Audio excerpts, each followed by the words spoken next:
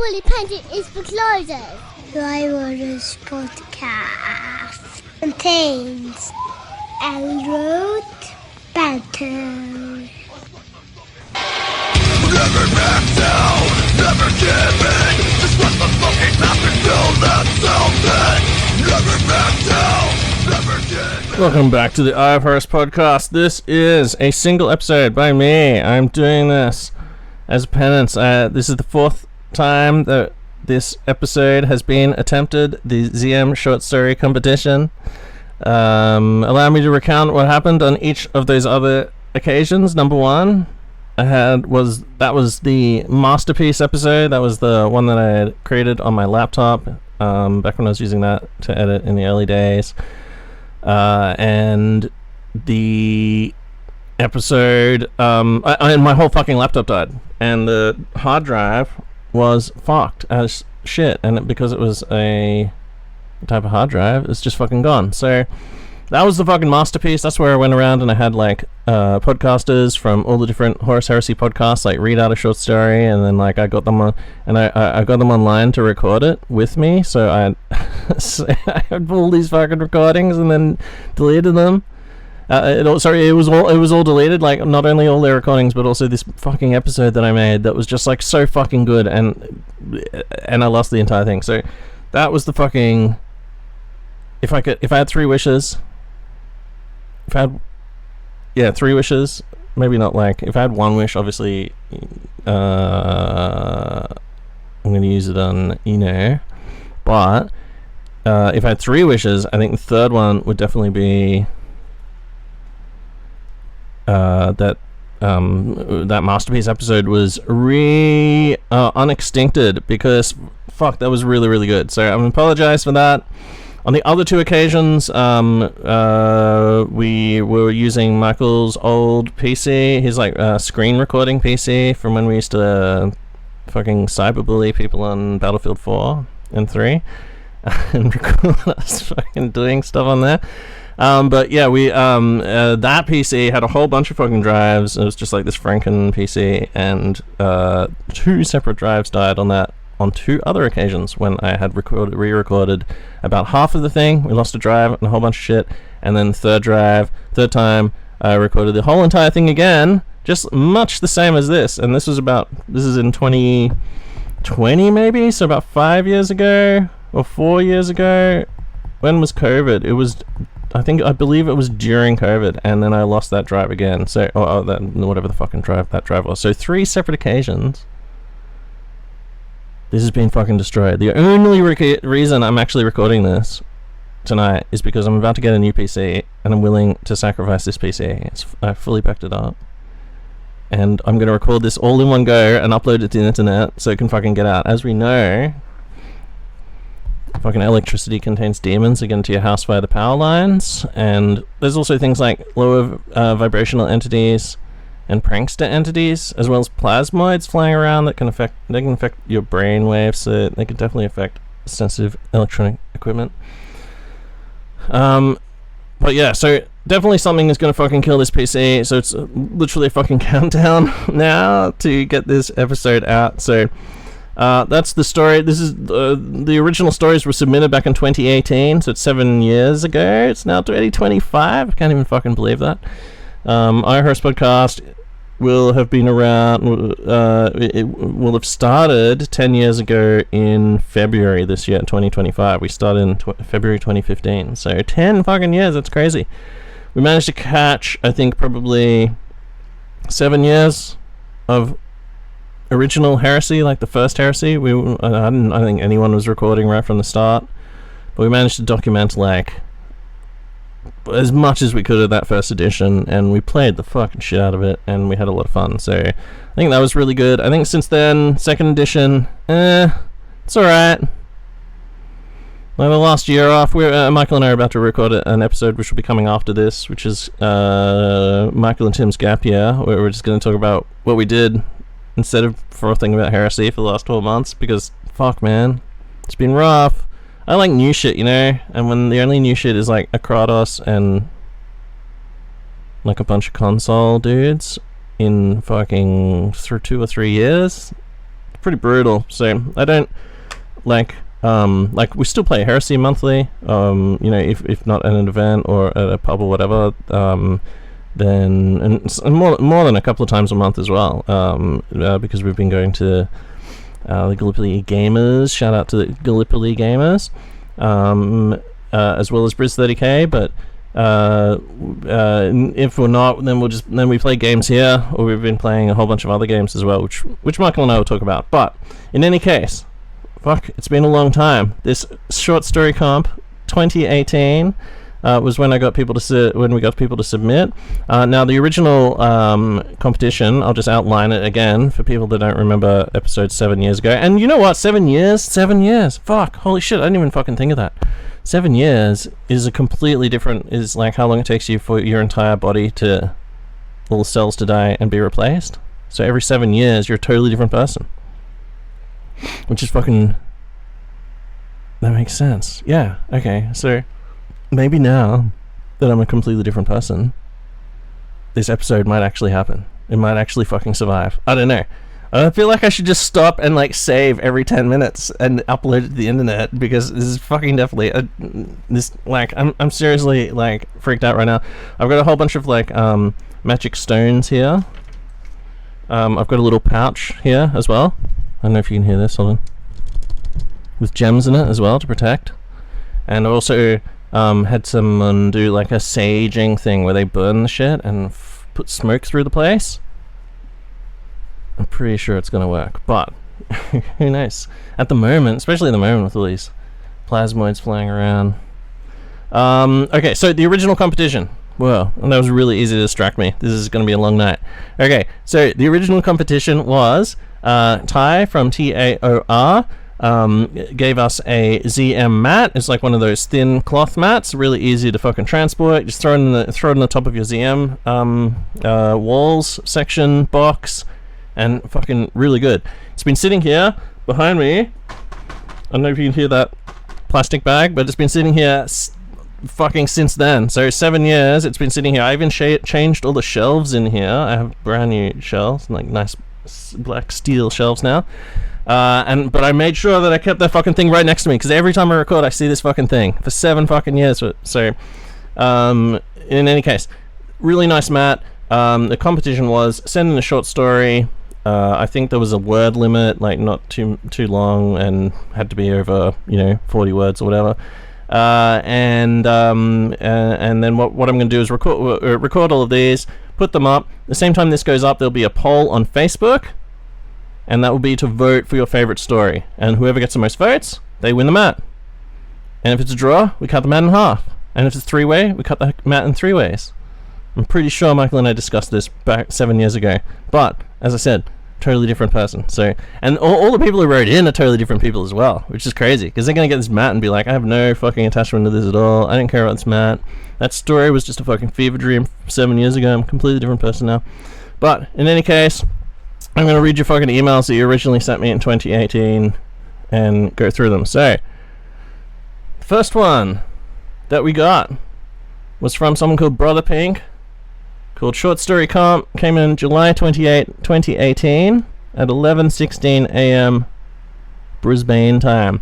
Hello, good sirs. I'd like to enter the short story competition with my entry, Husk Task. After completing the story, I realized I made several huge mistakes. A, it features word bearers. There's a mistake. B, it features word bearers shooting a mechanicum. Ah, what? And C, all the names of places and characters Michael cannot pronounce properly. Well, that's good. I'll read it. We'll get through this. I think I actually got Michael to read this one, like hilariously, like in the original Lost recording. In any case, I'll happily record an MP3 of myself reading the story to make up for these grave errors and judgment. Do not do that. You'll fucking bring the curse upon yourself. Just relax. Listen to me reading your story 7 years later. Thanks, Craig. P.S. If there's any trouble with the links, I'll send a Word doc on Monday. Luckily, there was also an attachment, and because that fucking doc would probably be dead for sure. Alright, so the dramatis personae for this is Wordbearers: Ebras Qual, Legion Support Squad Sergeant; Zardu Layak, Crimson Apostle, Diabolist; Det Mardon, Centurion, Master of Burning Law; Kadras Mara Gal Tainted Dreadnought. Oh man, it's gonna be fucking Mara Gals. I hate those guys. And Rack Hellcane, Support Legionnaire. Husk Task. So vote for Husk Task on Facebook if you believe this is your favorite story. I am Ebras Qual of the Word Bearers. My legion prosecutes the tenets of the Eightfold Path across the galaxy, wailing souls to feed the insatiable entities lurking in the Empyrean. But this mission is a husk task. It is as if we are asked to crush swarming insects under our boot. No glory to be won. We scour this ice world in search of the forge of Keldora. The planet has but a single man-made structure cut into the ice. A series of crisscrossing corridors which connect landing pads, loading gantries, exhaust ports, and fuel relays, feeding an underground forge. We are here because this meager forge world aids the loyalist war effort by refitting damaged contemptors as Quartus-class dreadnoughts. I find myself in the grace of Zardu Layak, the Crimson Apostle, who has hand-picked my plasma support squad to accompany this small force to lay waste to the forge of Keldora, if it can be located. Zardu Layak accompanies a Legion tactical squad, an effective force for these close quarter battles, and yet the Crimson Apostle feel they could be more. The Crimson Apostle imbues each with demon summons from the Imperium, discarding whatever humanity and Astartes inherently possesses. They are no longer brethren. Human pasts have bled through their armor, as if rejected by the entities that have taken hold. Jaws embedded in helmets, bone spurs erupting from backs, muscles melded into armor. These are hideous to look upon, yet preferable to being in the vicinity of Kadras Ma. Whatever the Crimson Apostle did to the Legionnaires, he honed his craft with Kadras. Once the Contemptor, now a tainted monstrosity of abject horror. Kadras was selected to provide fire support for this mission, but the Maragal Dreadnought is unreliable at best. Prone to disregarding our objective in order to rain hellfire down on a fleeing prey. Each arm is outfitted with a warp fire cannon, spewing crimson gouts of plasma with little to no mind paid to aiming. With the frequency they are employed, neither cannon comes close to catastrophic meltdown. My squad has more restraint in the use of our plasma guns. The Centurion Det Marden leads my squad through this ice-capped labyrinth, tasked with securing the lift that descends deep below the surface to the concealed forge complex. We remained in reserves as Zardu Layak led the first wave. Entering the battlefield, we proceed down a corridor to connect with his squad at a clearing presumed to be a landing pad. Reaching the edge of the open area, the Crimson Apostle and his squad rush past into combat with a horde of tech thralls emerging from a corridor to our right. Layak's monstrosity's first work towards neutralizing the chain blade each thrall wields. Bolters are maglocked to hips, murderous hands reach out, grasping for the whirling blades. One after another, the weapons are rendered inoperable. It isn't long before the roar of chain blades is silenced, and the snarl of these legionnaires is all that's heard. They start purging the now defenseless thralls. The legionnaires tear open torsos as if in a fevered search for meat. Others barely moisten their greaves, carving silicrete craniums. Editor's note here. I feel like this is like really trying to incite me, since this is like the period where I was running my 100 thrall army, and also word bearers. Blah. Anyway, don't let that affect your vote, obviously. The aftermath of the assault is puddles of slick lubricant fluids, shattered optical lenses, gunmetal armatures torn from sockets, and the occasional lump of meat. The legionnaires who lost hands subduing the chain blades see their flesh reconstitute into something hand-like, yet completely inhuman. Suddenly their squad is bathed in a thundering cloud of darkness as an archmagos appears from another corridor. The magos is a frail priest, intersected with cables, hanging beneath a four-legged load lifter. He's flanked on either side by castellax. They proceed to rake the mutated legionnaires with bolt of fire. Det Marden orders us to open fire on the archmagos and shifts his focus towards channeling the Empyrean. Our plasma guns erupt with blue-white flares of brilliant light. I hear the telltale whine of a critical malfunction. I look to Reich Hellcane as the cap of his fuel cell explodes, showering him in plasma. Yet when plasma arc light dissipates, Reich is completely unscathed. Oh. Det Martin's channeling of the warp has circumvented what would surely have killed Hellcane. He ejects the ruptured fuel cell and inserts the backup, and his gun begins to cycle back up. The Magos is wounded. He takes several hobbled steps back, and his automaton move forward to protect him. It will be another moment before we can bring our weapons to bear again, and in that time the Castellax will lumber over and smear us across the deck plating. Det Martin falls to the ground, clutching his face, blood dripping from his eyes. I feel a wave of dread envelop me. I drop to one knee, as if no longer in control of my body. My hands turn my own weapon on me. The muzzle of my plasma gun is at the base of my torso, and my hands clamber towards the trigger. It is Cadras Ma, the tainted dreadnought. He is here. The wall to the left of my squad buckles, and a massive form bleeds out from it. Cadras lazily draws aim in the direction of the Castellax. Everything is bathed in a crimson light, and two dying stars hurl towards his targets. I never see the explosion. Both balls blink out of existence, and a moment later two smouldering craters of debris occupy the spots where the Castellax once stood. The Magos' massive lift loader legs are destroyed, and he makes a feeble attempt to crawl away. He reaches a control panel concealed in the floor. He activates some runes on the deck before him, and it shudders and begins to part, revealing the lift we've been searching for. From below, we hear the squeal of a platform rising to the surface. Slowly, a massive figure emerges from below, mirroring the form of Cadras Ma. One twisted and misshapen, the other nearly refitted. Restraints and power cables fall from a pristine Quartus Contemptor dreadnought, and it steps onto the closing access hatch. Cadras slowly lumbers towards the Quartus. This is senseless. The Marigal has nothing to combat the chain fist of this Quartus dreadnought. Without even noticing, one of Cadras' footfalls crushes the Magos as it enters the Quartus' kill radius. The chain blade begins to rev as the Quartus pulls back for its first strike, and it pauses. Cadras Ma seems to be shrinking. No, the tainted dreadnought is sinking into the floor.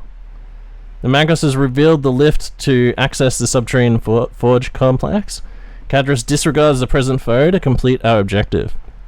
I hear an audible clank from beneath the deck plating as Cadras finishes passing through the decking, falling to the descending lift.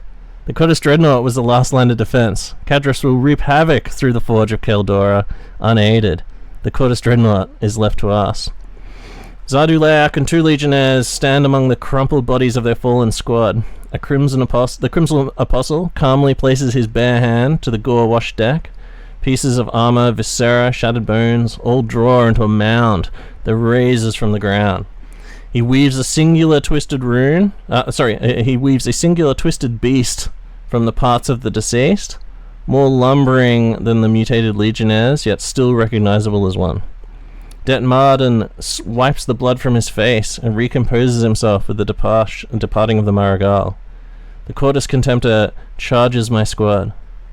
Martin steps forward as volleys of plasma attempt to fell the Quartus before it reaches us. Both Martin and the Quartus strike each other simultaneously. Regardless of whether he hit or not, Det Martin is cleaved in twine by chain fist. Seconds later, it had felled my entire squad, but Zarduleak's newly formed monstrosity has rushed in behind. The Quartus turns to the new foe, recognizing the potential challenge it could pose, and I hear a whine as a reactor begins to overload. I look to my plasma gun lying beside me on the deck, but it is silent. The Quartus has overcharged its reactor and appears to be unstable. The dreadnought doesn't have a chance to land a hit before the power unit's back ruptures. I am awash in radiation. I am lost. Radiation seeps into my flesh, turning it to ash. I know the Crimson Apostle is standing over my body, bargaining for my soul so he can further hone his craft, birthing another monster. But I turn from him. I'll have no further part in this husk task.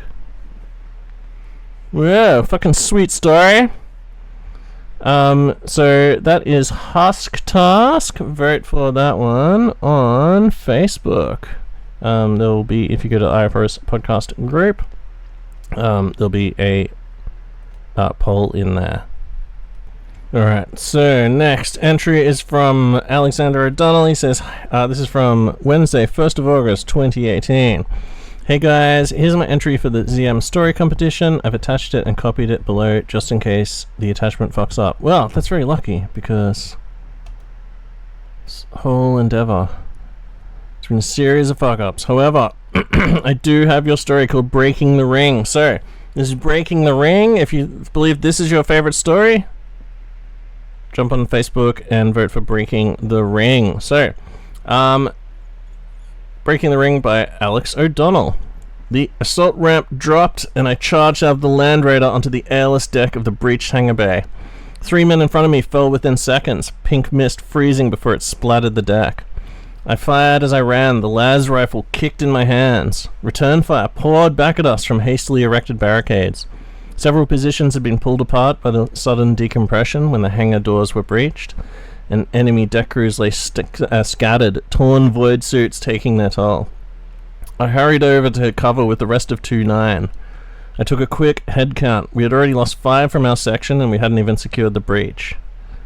The second lander pounded into the deck at the opposite end of the hangar. Its ramps dropped to disgorge the 10th Tertiary, guns blazing as they advanced up the left side of the bay.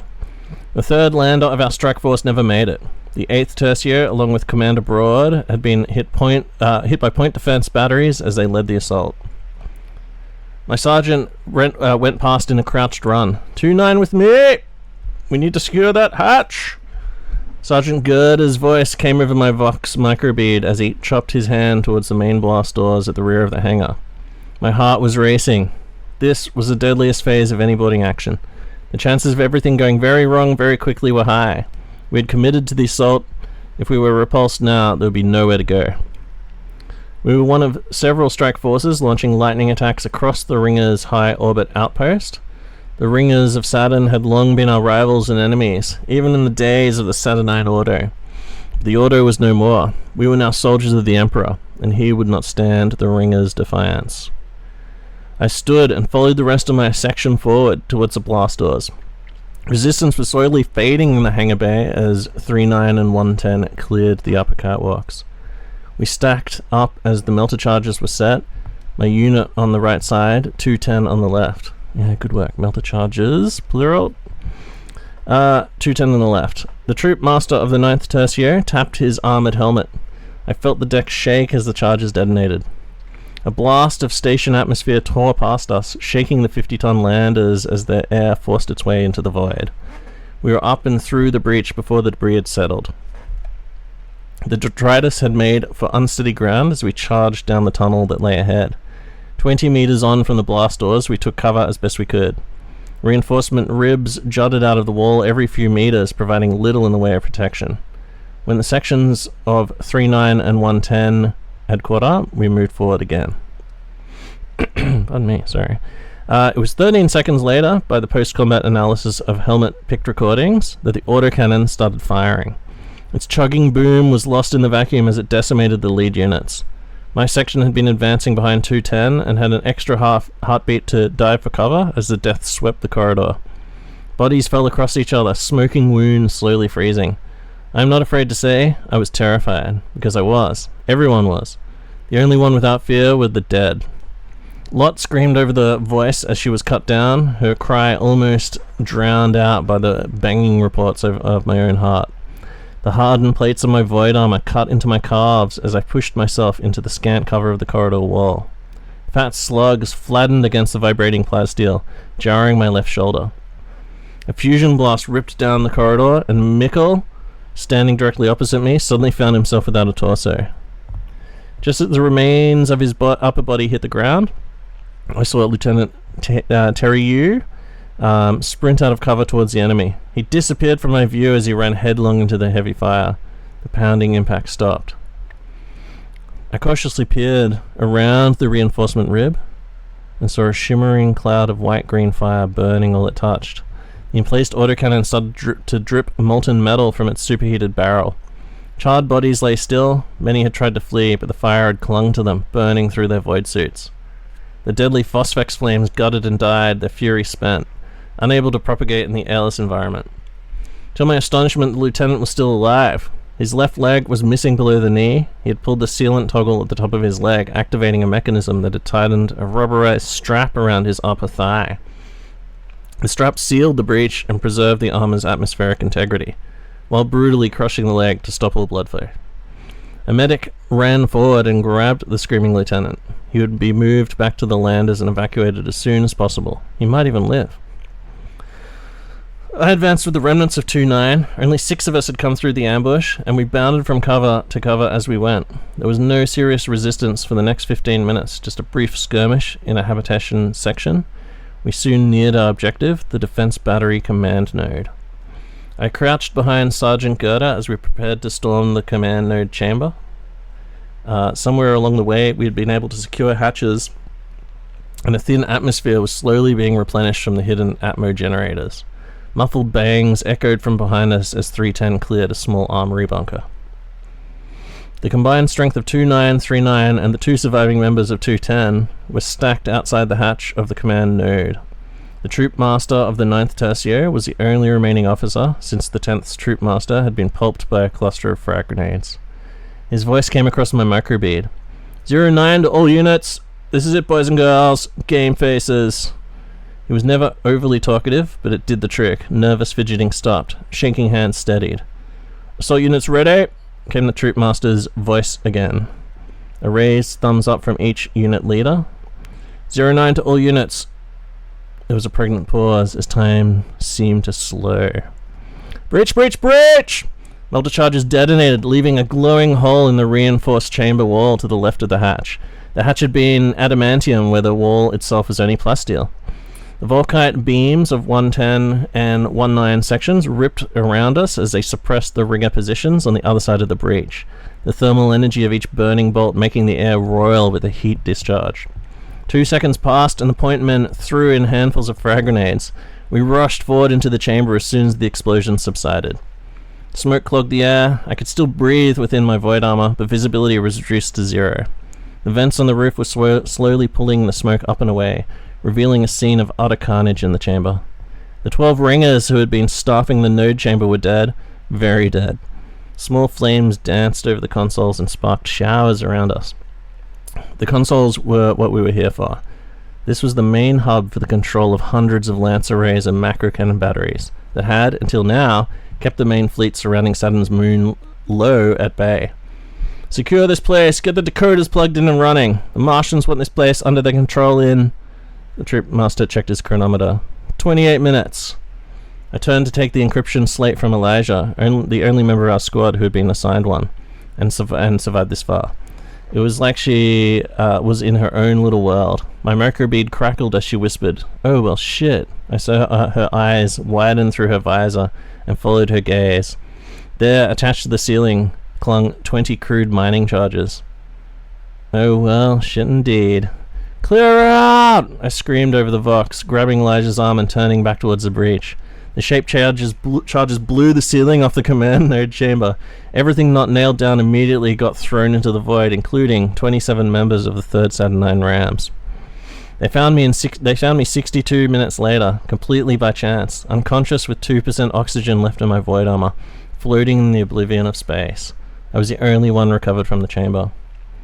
4 weeks later, I would land at the Cassini Reggio. An excerpt from the Memoirs of a Ram by Horden Kilner, Legate Marshal, retired, Solar Auxilia, Saturnine, 3rd Saturnine Rams. Whoa, that's fucking good story too. So that was Breaking the Ring. So if you believe this was your favorite story, jump on Facebook and vote for Breaking the Ring. Okay, I am saving this every time I record one of the stories, just because I know something's gonna happen. It's just fucking...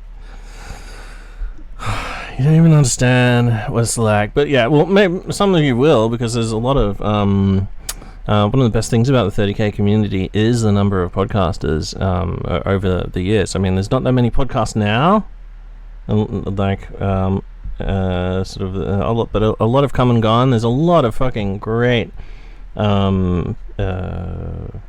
just like content out there. So many podcasts over the years.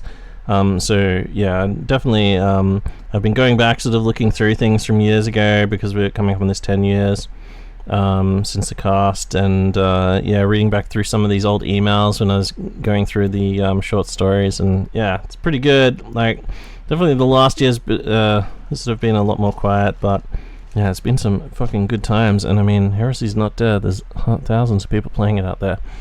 Okay, so next story is from our good friend Josh Quayle. Or is it Quayle? I'm still not actually sure, because people call him Quayle, but then he's in the army. He's like an army dude, so I don't know if it's like, because in the army everyone calls you like, what if your name is plus E at the end, so it'd be like, you know, Jonesy, blah blah blah. So I don't know sure his name's Quayle or Quayle. But in any case, sent through this email. This came through July 31st, 2018. Hey guys, be kind, but attached is my entry for the short story contest. I have some longer form stuff if you're interested. Well, longer form. I wonder if you still, do you still have all this shit, Josh? So his story is called Reversal. So if you believe this story is your favorite one, go on Facebook and vote for Reversal. Reversal. The stench was appalling. A strong mix of fresh blood, old sweat, stagnant liquids, and decomposing bodily fluids mixed into a miasma that followed the warrior like a cloud. There was another unidentifiable smell that lingered beneath the surface, something that produced nothing but a visceral sense of disgust in the ultramarine, and the gut feelings of something that wasn't quite right. Tiberius knew it was the stink of corruption. It clung to the World Eater like a parasite.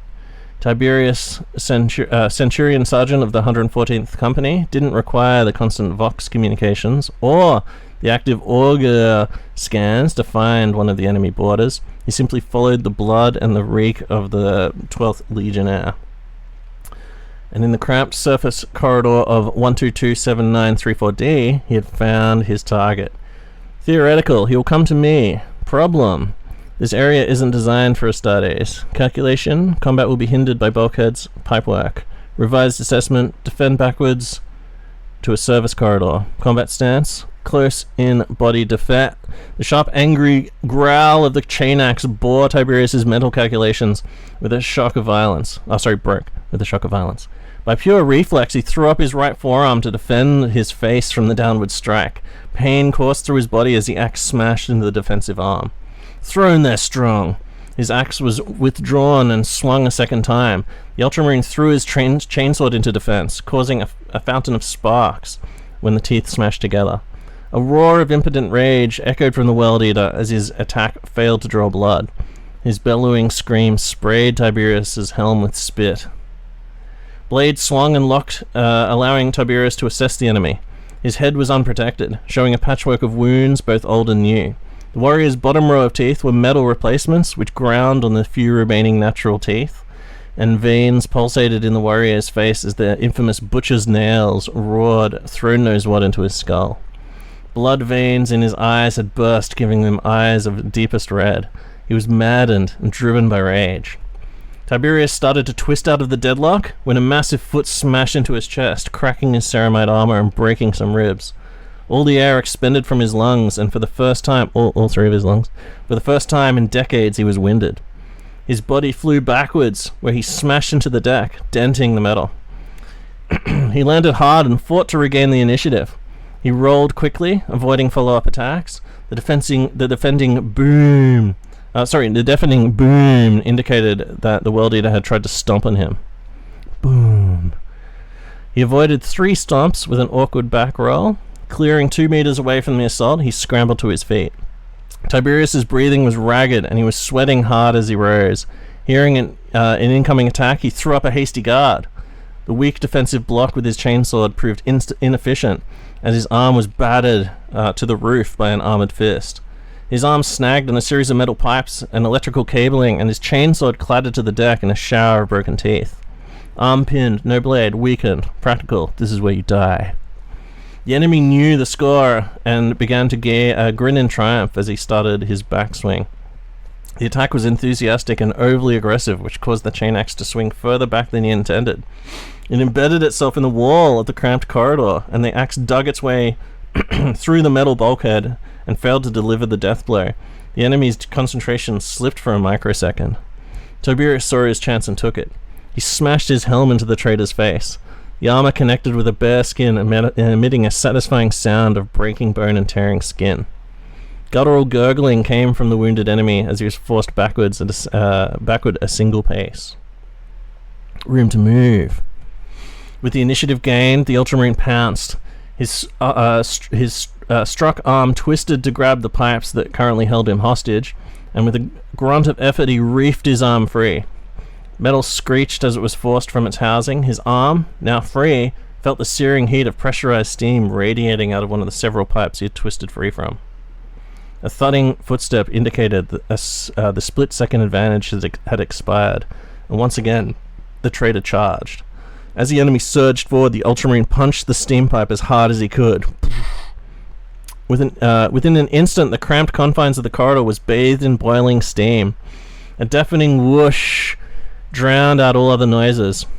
Tiberius retreated another pace from the burst pipework, avoiding the steam as much as possible, drawing his pistol as he moved. The traitor showed little restraint. From out of the steam fog, like a mountain breaking a cloud bank, the World Eater emerged, his chain axe growling in challenge. The two opponents locked eyes, and the scarred face of the traitor broke into a horrific smile. As the traitor made to move forward, Tiberius fired the bolt pistol. Boom! The round detonated in the ceiling, exploding right above the steam pipe. Metal disintegrated as the explosive bolt tore through the weakened surfaces.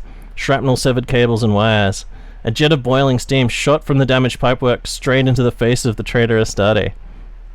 Tiberius heard the scream of agony emit from the helmless warrior. Out of the new eruption of steam came the World Eater, the servos of his armor grinding as he staggered from the cloud. The World Eater dropped to one knee, breathing hard as his body came to grips with the grievous wounds inflicted. Flesh had melted from around the unprotected face. The steam had severely burnt his face, in some places to the bone. Greasy skin and blood poured down his face, pooling in the seal of his armor, likened to a burning candle dripping wax. The metal tentacles of the butcher's nails had absorbed the heat and now glowed white hot, cooking the skin around where they clung to his head. However, the most egregious wound was what had happened to the traitor's eyes. Both eyes had melted completely, and a massive open wound crossed the entire center of his face, like a ritual marking in pre-Unity Terran tribe. "You took my eyes!" The enemy panted, his words coming in between gasping breaths. His tone surprised Tiberius with how soft and almost gentle it sounded, at odds with the warrior or his legion. Then, with a burst of violent activity, the World Eater began to advance. Quickly rising, he gunned the chain axe and roared. He swung the growling chain axe in an X pattern as he advanced. Without his eyes, the traitor simply swung his blade, destroying anything that fell in his path. Sparks from metal-to-metal contact showered. Lights failed as power cables were severed, and more pipes were damaged as the rage-fueled monster attempted to chase the Ultramarine down the tiny corridor. "Throne, this bastard won't give up," Tiberius thought as he retreated from the blind charge. As he moved away from the enemy, he stumbled onto a solution. His foot found a service alcove designed for the storage of servitors. This one was empty, and it gave the Ultramarine enough room to step out of the corridor. Theoretical. He can't see me step into the alcove. I stepped out from his attacks. He passes me. But then what? Tiberius shifted into the service alcove, making as little noise as possible, and there he waited. Growls and sparks followed a second later, as a rampaging blind warrior trampled past the alcove and the hidden Ultramarine. With every swing of his blade, the warrior's growling battle cry increased in ferocity and volume. Tiberius's eyes fell on the white-hot butcher's nails. As the traitor cleared the alcove, Tiberius pounced. Either the agony of his wounds or the pain engine thrumming in his head had slowed the enemy's reactions, just enough for the Ultramarine to lock his fist around the butcher's nails. The heat radiated through the power armor at his fingers, but they found a firm hold around the abhorrent machine. The traitor roared as he sensed the attack, but it was too late. With a surge of strength, Tiberius pulled the butcher's nails from the skull of the traitor. The effect was instantaneous. The traitor's head snapped back, his scream silenced instantly. With a clatter, the chain axe fell from the warrior's hands, and the teeth abruptly stopped spinning.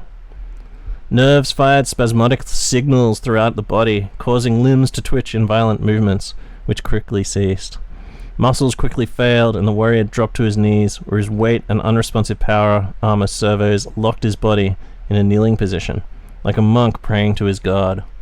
A slow trickle of blood poured from the open wound of his skull, falling to the deck like a gruesome waterfall. His damaged brain could be seen pulsing in an unnatural stutter as it struggled to survive. His brain's pulsing. That's awesome. Tiberius threw the handful of butcher's nails, skull, and bits of brains on the floor without giving it a second glance. The Ultramarine scooped the chain axe up with his left hand and stalked away from the kneeling corpse. At no time did he look back at the traitor as he moved away. One down, he thought as he moved away, avoiding thinking about how close to death he had come. Blood trickled from the warrior's slack jaw as his heart finally stopped beating. That's fucking sweet. So that's Reversal. So if you believe Reversal is your favorite story in this episode, go and vote for Reversal on Facebook in the Horus podcast group. Alright, it's going well so far. I haven't lost anything yet. So, this next email that came through August 7th, 2018. It's 5:09 p.m. Just goes to show that Kat has always been fucking creating content for this cast. He's written in a story, and bear in mind, this is 2018. This is before AI. He didn't AI generate this. He sat here and presumably typed this out, which is fucking insane. So this one is a ZM story. It's just called My ZM Story, and then he's just put it in the email, and it just starts like there's no subject, there's no title, just a fucking email filled with a story. So let's go into this. So let's call this Cat Story. So Robert Muldoon was not a man to be trifled with. For years he had plied his trade as a big game hunter in Kenya, utilizing every scrap of his savage cunning and imposing physical frame, as well as his arsenal of highly explosive weaponry, to outsmart, outmaneuver, and out-explode some of the mightiest and most dangerous creatures known to nature. He was normally as patient as a stone and would spend hours, even days at a time, rooted to the spot, silently waiting for his quarry to show up, so that he could decorate his lion skull cabin with more lion skulls. Nonetheless, today his patience was wearing thin. It's this bloody island, he thought to himself. Ever since he'd accepted the job at InGen, working at their new tourist attraction, he had been effectively confined to the role of construction overseer, an occupation wholly at odds with his hands-on heads-off personality. And he couldn't deny he was beginning to feel restless. I don't know if this is like, if Kat has taken Jurassic Park and modified it, or if he's typed, or if this is like a meme or something. I have no idea. I'm just going to read it all unironically. Just as he was contemplating a change of career, his self-reflection was cut off by a loud metallic clang as the final pylon was hauled into place atop the heavy-duty maximum security enclosure being erected behind him, reminding him that it had been a long, long time since he'd been involved in erections of a more personal nature. Absently, he adjusted his crotch as he picked up his radio and signaled to the foreman that the enclosure was ready for its occupants.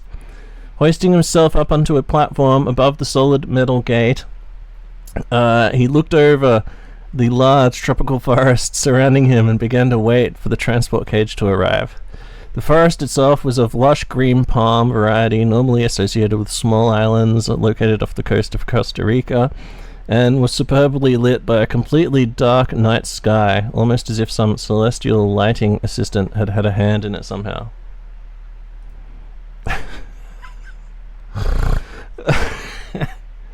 Hola, Senor Muldoon, one of the workers called up to him as they passed by. Muldoon peered at him, trying to make out who it was. Oh yes, he thought, as recognition set in. That'll be young Joffrey. Joffrey Joffrey was one of the few men on the island who had never really got credited for anything. One of those men that Injun CEO John Hammond constantly referred to as our delightfully expendable workforce.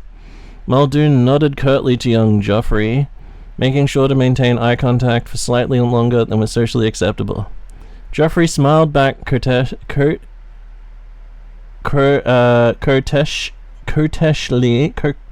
What the fuck? Is that courteously? Fuck. It's blowing my mind. And it gave him an almost effeminate wink. Wiping his mouth slightly, Muldoon once more adjusted himself and went back to surveying the surrounding area, trying very hard not to think about how long it had been since he'd given his rifle a good cocking. After what seemed like an eternity atop the platform, but was really only a couple of seconds, give or take a second or two, a mighty roar sounded out across the acres of thickly carpeted wilderness. One by one in the distance, trees began to crash to the floor, as if some massive reptilian behemoth were charging towards him. About bloody time! Well, wait, no, about bloody time, Muldoon thought to himself, as the bulldozer finally emerged from the overgrowth, pushing a large steel box before it. Quickly, he motioned the other workers to help him get the enclosure door open as the bulldozer pulled up to the side and lowered the crate with a loud thump. Alright now, he shouted. Pushers move in. Loading team move in. Come on. The movement of the crate, however, had clearly angered its occupant. A mighty shriek and a series of loud, high-pitched roars emanated from the slats on either side of the crate, as a large, yellowish, and distinctly non-human eye peered out menacingly. The creature snapped and growled and began to hurl itself against the side of the cage, startling the workers who retreated back a few steps. Now this, Muldoon reflected, this was more like it. Angry, dangerous animals wanting nothing more than to tear him apart. This was the kind of job he could get his teeth into. Whether it was due to the previous 6 months or so of utter boredom, or whether it was some other dark impulse, Muldoon never knew, but almost without thinking, he covertly loosened the bolts on the door to the cage, taking great care to ensure that no one saw him do so. Alright, steady, he said to the other workers. Get this back in there now. Push! Get back in there! Don't let her know you're afraid!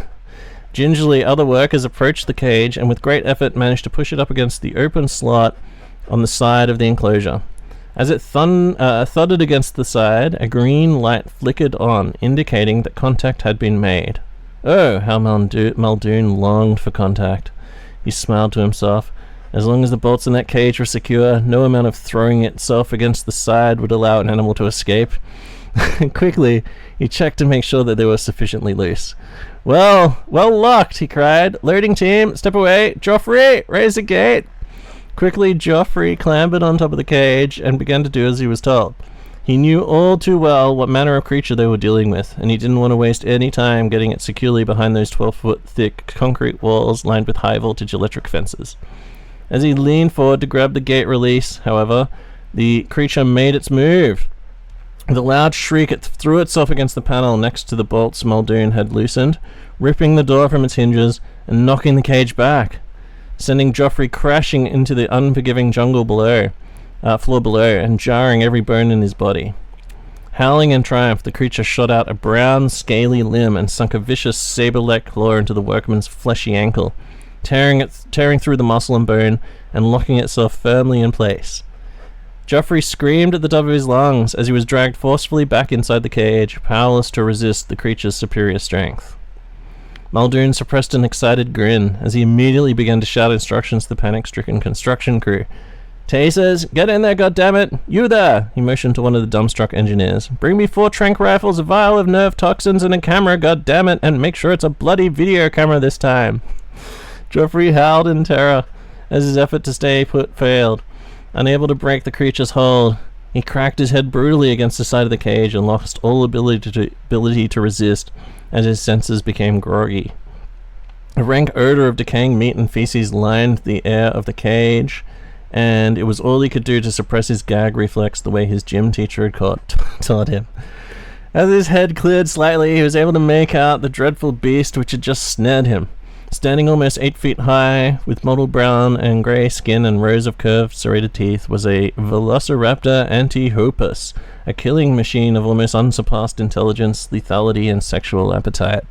Its long forearms ended in 5 muscular digits, each sporting an intimidating-looking claw, and it leered at him wickedly, and Joffrey knew his end was nigh. Strangely enough, though, he didn't really mind. While Joffrey would have preferred not to die, this prehistoric Jack the Ripper was somehow the most beautiful creature he had ever seen, from her lustrous amber eyes to her graceful prehensile tail, all the way to her muscular thighs and smooth, curvy foot claws. It would be an honor to be ravaged by such a goddess. Blissfully and with complete disregard for his mutilated ankle and gashed open head, he reached out and smiled at the creature as she reared up and opened her jaws.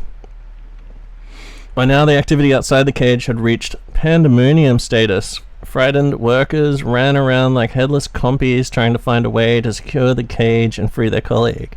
In a state of calm bliss, Muldoon strode over to the radio and casually informed the Jurassic Park Control Center that they were ready for the other raptors now, and also, while they were at it, perhaps a few crates of strong alcohol and some women's clothing. Almost trembling with anticipation, but remaining outwardly stoic nonetheless, he loosened his belt and struck a match to light his pre-coital cigarette with. 6 damn months. Well, now he was going to get some release. Grabbing the side of the broken cage, he hauled himself up and peeked through a gap in the roof to see how things were progressing. The Velociraptor had parted her jaws and looked about to strike, but suddenly she seemed to stop herself, as if unsure. Joffrey was confused. Why hadn't this hot Cretaceous babe mauled him like the filthy descendant of a wretched shrew-like thing that he was? Why was he not being lovingly absorbed by the digestive system of this perfect carrion-scented Aphrodite? Almost as if he dared not speculate, he glanced up at her, still expecting the final strike that would end his sexually confused mammalian existence, and saw at once that it would not come.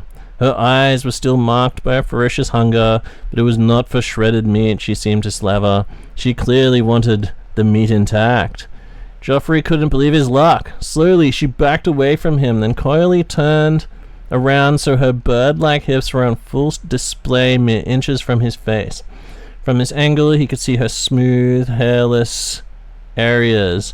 As he began to drool, he started to shake his hips from side to side seductively, delicately spraying him with gallons of dinosaur sex pheromones. She had in some gland that all velociraptors had, but didn't get fossilized with the rest of them because it was too soft somehow. Cautiously at first, lest he somehow alarm her or turn her off, Joffrey began to lightly rub the... This is a bit graphic here, even for like fucking Horus Heresy podcast. Nuzzling rough pebble-like folds, creature and howled. Primordial delight. Oh my god, what is this cat? What the fuck is this? Okay, from his vantage point on top of the cage, Muldoon could see that things were progressing far better than he could ever have hoped for. "You there!" he shouted at the engineer again, who had returned with the equipment he had been asked to retrieve. "Get up here and set that video camera up. The rest of you, find some bloody tasers." The Velociraptor continued to bellow and howl and echo her savage predatorial joy across the construction site as Joffrey brought her halfway to dinosaur climax. With one exaggerated movement, she threw her hips violently to one side, dislodging Joffrey's lower jaw and hammering him against the side of the cage. Winded, he collapsed to the floor, his face a brutal-looking mess of blood, flesh, and bone, dinosaur sex pheromones, and primeval juices. The Velociraptor was a merciless predator, but she was not a selfish lover. It was time to reciprocate. As Joffrey lay battered on the cage floor, barely able to move, she approached him and lightly rested her perfectly shaped foot on his crotch. Even though through his dislocated muscle, she could feel the bot. This is just fucking insane. What the fuck? If you want the full version of this, just like hit me up and I'll send it to you. Like, This is fucking madness. On top of the cage, the camera was nearly ready. Muldoon could take no more.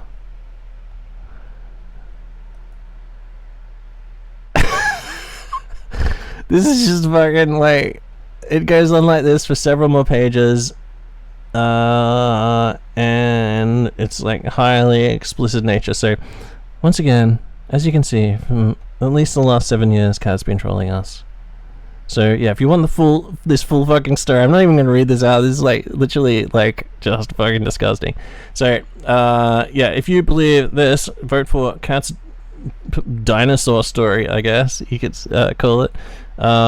If you believe that is the best story, and I'm not even gonna finish it because it's literally there's a whole page of just fucking shit I can't even read out.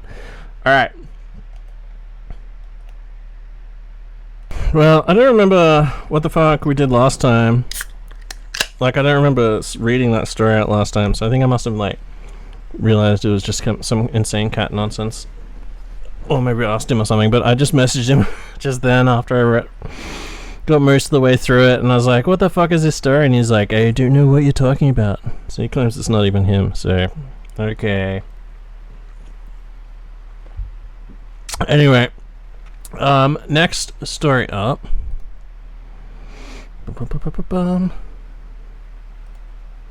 is from Robbie Fleming. Now he says, so this is from Tuesday, January 26th, 2018. Sorry, June 26th, 2018. So we got these between June and August. So I think like that's back. We might have been doing episodes weekly, but by then, but we were probably just shouting out every episode. So anyway, Robbie Fleming says, "Hey lads, phenomenal podcast. I have not done a minute of painting this year without the beautiful sound of your voices in my head. Attached is my writing comp entry, and he's also attached his blog here, a blog for people in 2025. Back in the 2018s, there was things called blogs, so I believe, let's see if it's still up. Nah, it's down. But it was called the Ammo Bunker, zetaboards.com Ammo Bunker. But his story is here. So, this story is called Blades in the Dark. If you think that this is your favorite story, go and vote for Blades in the Dark on the Facebook group. Blades in the Dark. The dawn rose over Agriworld 8930. Its warm breath had not yet melted away the morning mist that rolled over the green fields far below, filling overgrown trenches that had initially resisted compliance. The ruined archaeo-feudal fortress that had presided over the entrenchments from the high ground stood as a stark reminder to the wayward past of this world. The gaping orbital struck rents that had torn it asunder, a testament to the unparalleled might of the Imperium. The golden morning rays shone through a firing embrasure and warmed the face of Jaeger Captain Harrow. He took a moment to look out across the horizon before turning back to the dark interior of the fortress and the task in hand. He tucked his saber underneath his arm and blew in his hands as he descended black stone stairs deeper into the fortress catacombs. The whistle of the air rushing upward to meet him, whistle of the air rushing up to meet him, and the dripping of water was the only sound as he padded downwards in his modified dress boots, seeking out the barbaric Hetman Razan. When remnants of his venerable regiment were granted settlement rights to 8930, Harrow had been disappointed to find out that the neighbouring estate had been given not to one of his brothers of the 7th Terran Jaegers, but of all the bastard swines in the system, to damned Hetman Razan. Harrow passed through the magazine after magazine, drained of munitions. The giant servo loaders, long overcome with age and rust, motionlessly grappled toward high vaulted ceilings. A forest of spent macro shell casings, each taller than an Astarte, choked the ground, and even these large chambers, he could see how it would have been sheer folly for the seconds who had organized the duel to try and meditate a rolling fight in the roiling fight to the death in these confines. Hetman Razan had paid him an insult of unspeakable grievance. Harrow was not one given to offence, but with aspersions cast in public on the dead brothers of his regiment and his fair bride-to-be, there had been nothing to do except extend the challenge for a duel to the death. Harrow stepped through torn blast doors that bore the obvious trauma of a chain fist's caress, and set off down a maze of parallel passageways. The reflector array that had illuminated the fortress bleakly lit the passages with none of the warmth of the surface, glinting off unsettling script carved on the walls. Harrow raised his saber, his thumb on the activation rune in readiness. The deeper he delved into the fortress's cold heart, the more he cursed his precarious situation. What folly it had been to assume Razan held to the same honor code. Any look at the braid, bearded bastard told him that the barbarian was simply wearing an officer's uniform. Was he wearing honor with the same disregard? Harrow's fingers clenched white on the saber's grip, and he paused to listen. Echoes and air wafted through the tunnel. Was it water dripping, or footsteps? Was Razan lying in ambush? Would it be a knife in the back, or perhaps he had been drawn to his in the back, or perhaps he had drawn his last pistol to guarantee success? Harrow cursed himself. Why had he agreed to duel alone in these emperor-forsaken depths when he had everything to lose? Harrow rounded a corner, and then, there the hetman was. The man was dressed in the rough, tattered burgundy uniform of his old regiment, long knives and pistols stuck into his belt and bandolier. His black beard was plaited and his shoulder-length hair loose, bar a braided cadenet hanging either side of his face. A spiked cap sat rakishly on his head, and as he turned, he lifted it in a flourishingly sarcastic bow, a smile devoid of warmth upon his face. Harrow realized with amazement that for the first time the hetman seemed truly sober. Drawing his saber, Razan harshly spoke. Let's get this over with then. Harrow grimly nodded his assent, and they touched their sabers once before beginning a fencing dance of blades in the high Gothic style that officers of any creed understood. Harrow was immediately forced into the defensive. He sold ground and bought room to counterattack with consummate skill.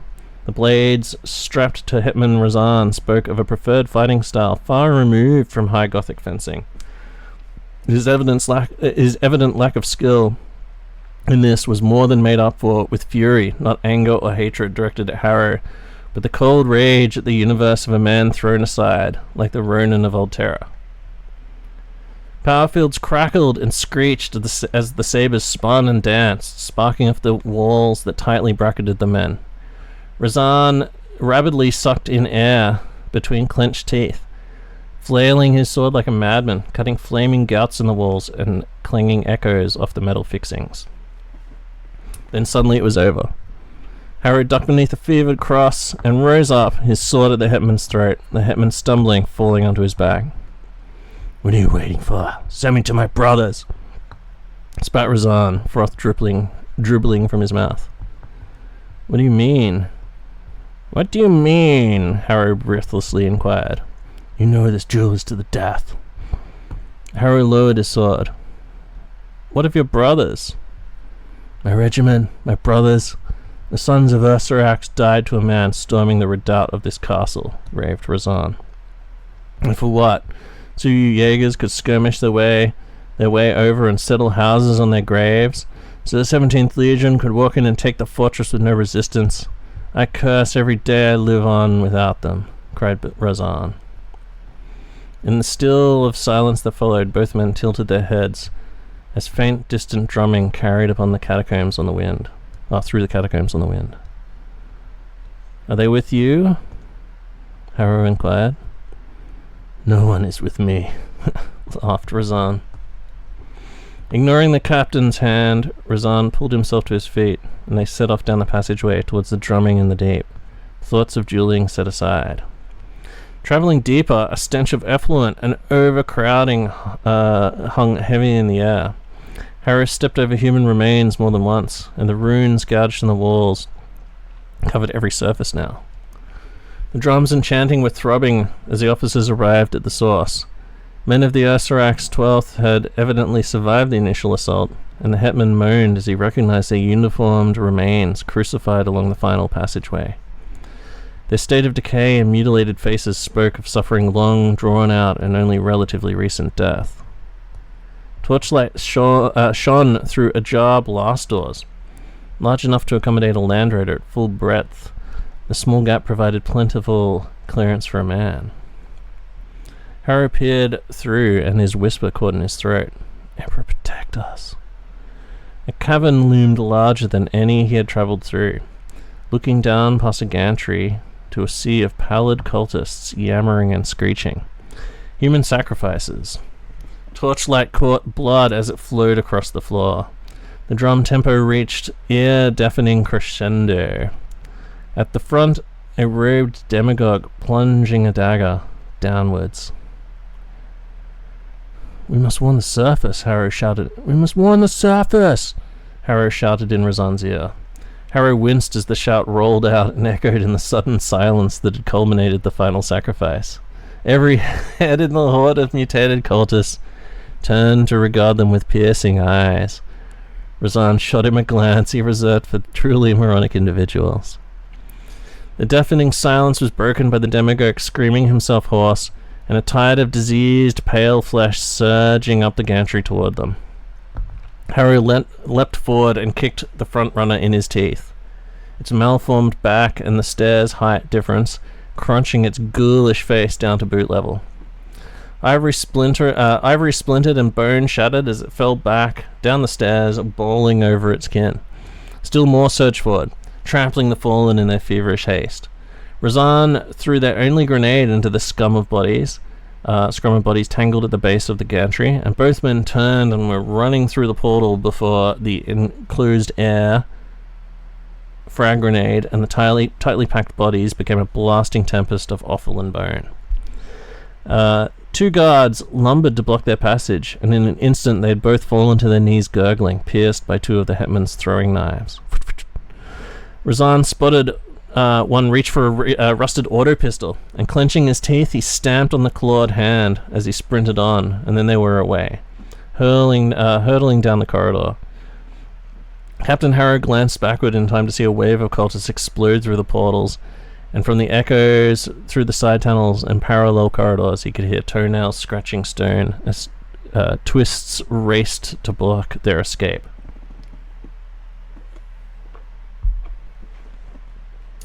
Hurtling down corridors and around corners, they retreated ever upward. The officers soon found themselves breathlessly forging along a narrow runner passageway, the sound of their pursuers echoing after them. Razan's heart fell with dismay as he saw distant torch silhouetted figures tentatively seek them through the darkness to confirm their quarry. Seek through the darkness to confirm the quarry before whooping and keening with delight as they poured down the opposite end of the passage. They were trapped. The officers ducked into a side alcove as sporadic auto-fire ricocheted down the tunnel, most of it buzzing and nestling in the opposite waves of tainted flesh. As the hordes converged on them, Harrow turned to see Razan pull out an ornate carved las pistol with a lethal collimator attachment that hummed with power as he charged it up. "Our pursuers will reach us first. We must hold them while I clear the flankers," whispered Razan.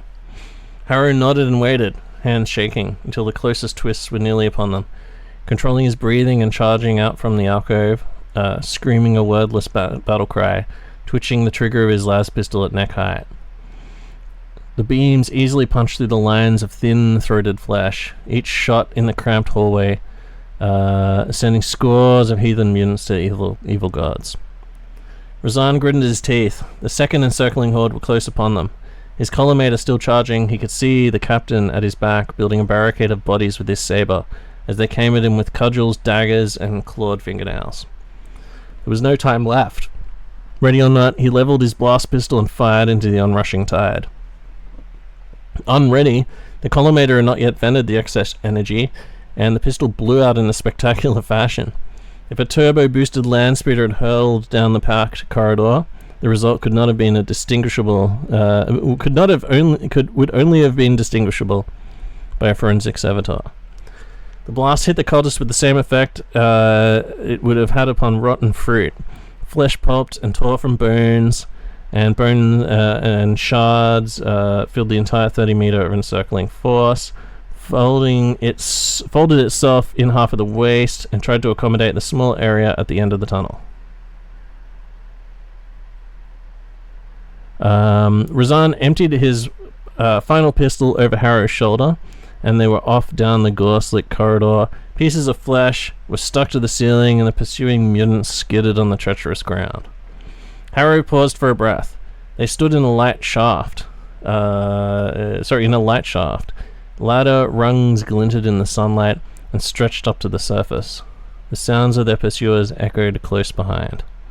"I'll hold them while you climb. We will only earn a bolt in the back if we both attempt it," said the hetman. "Don't fear for me. I already died with my brothers." He sadly smiled. "I would never have judged you different," lamented Harrow as he mounted the first rung. "And I take back what I said about you noble Jaegers," shouted Razan. "Although I still think your lady's eyebrows are—" Cultists rounded the corner, cutting their exchange short. The last the captain saw of the hetman, his legs were spread wide in the doorway. The motionless defensive fighting stance of the Kosans, his blades quicksilver fast as they cut apart the tide pressing forwards. "For Asarax! Come meet your death, you bastards! Not one step back!" So, that was Blades in the Dark. So, if you believe that was your favorite story, jump on Facebook, go to the group, Iron Horus Podcast group, and there is a poll in there.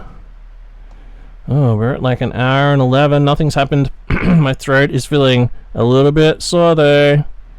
My throat is a little bit raw. Hopefully it's not going to develop into anything, because I think there's still like an hour, at least an hour to go.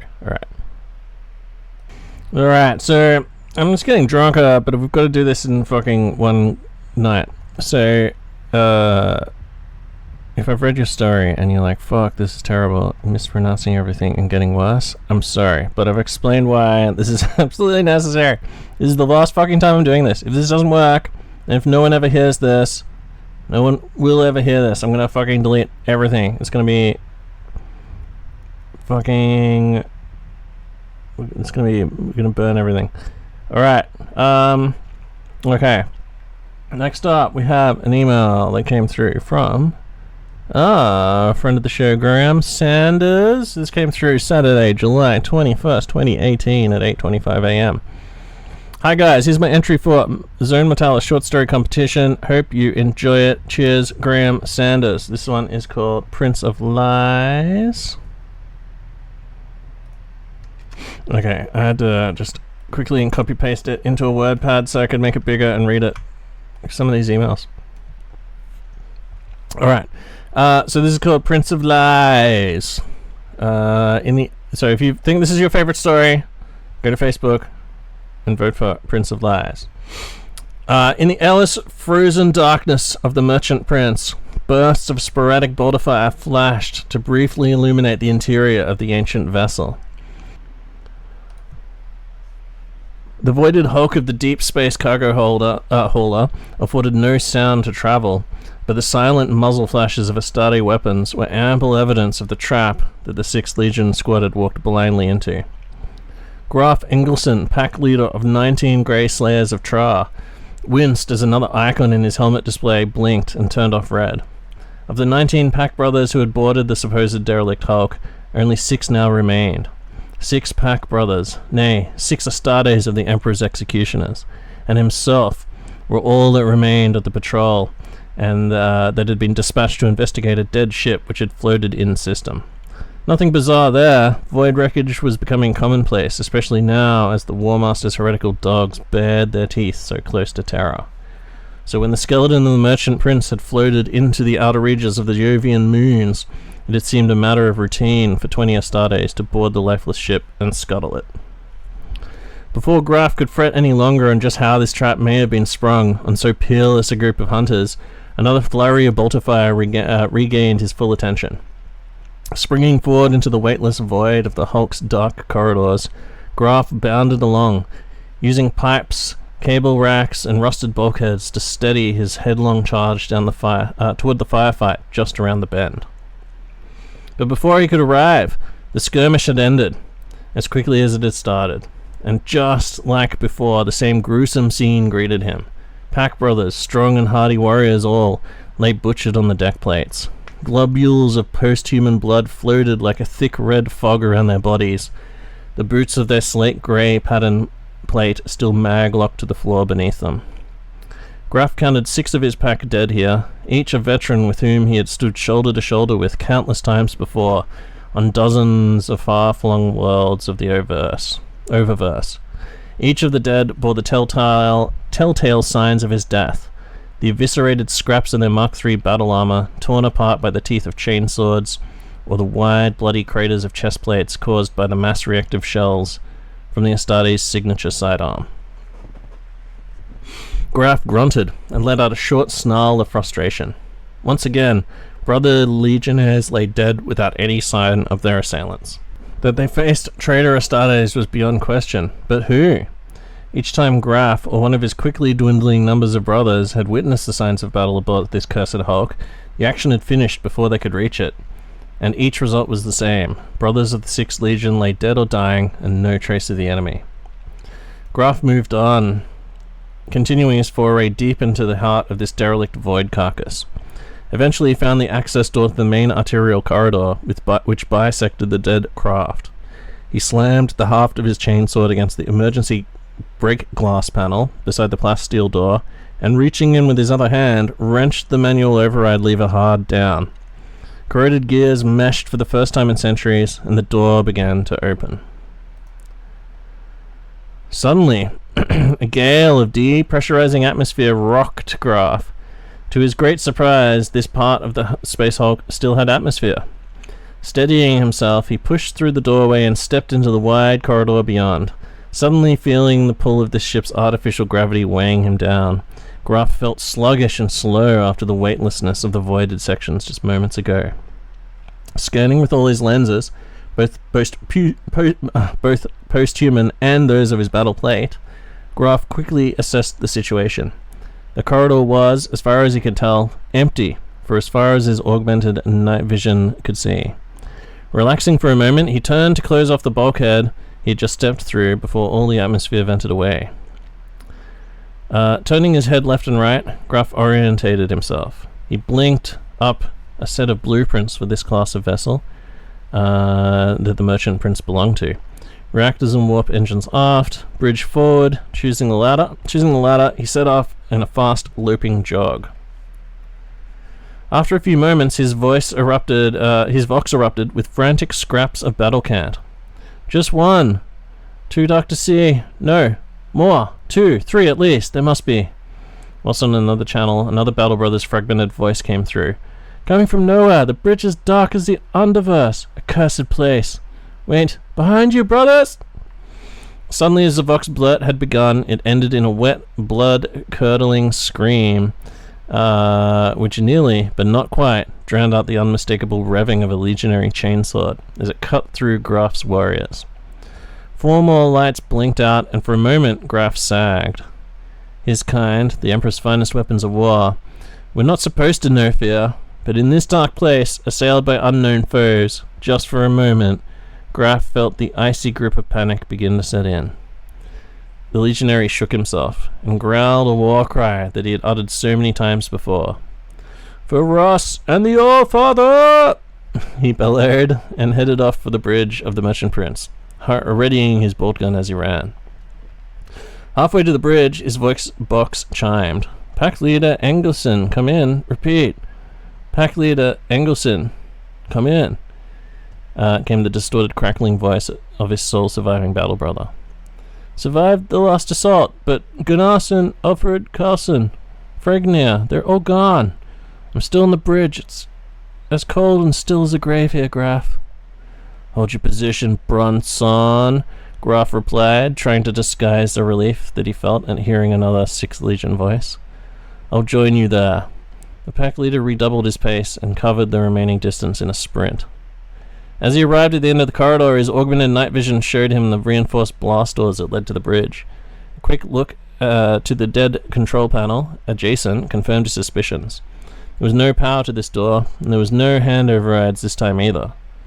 I have to do this the hard way, Graf grinned to himself as he reached for a melter bomb from his belt. He slapped the charge against the bridge doors and ducked away to take cover, voxing a warning to Bronson to do likewise. In a dazzling flash, the doorway blew open, a supernova of brilliant light illuminating the darkness of the dead ship. Squinting even as his helmet's vision darkened automatically, Graf made out the distinctive outline of a legionary charging through the still expanding cloud of debris and smoke of the devastated doorway.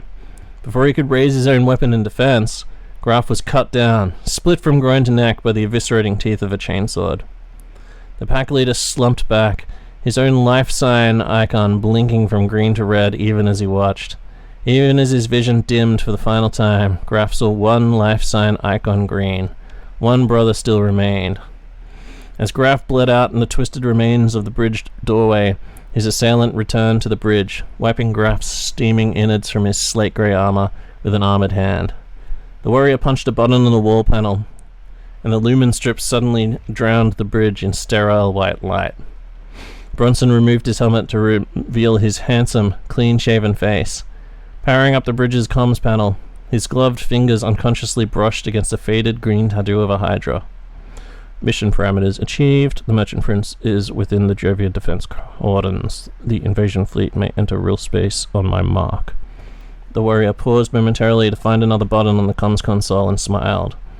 Soon the Sol system would be aflame, and the War Master would be triumphant. The Alpha Legionary smiled a cold, humorless smile. His part in the great game was done. For now.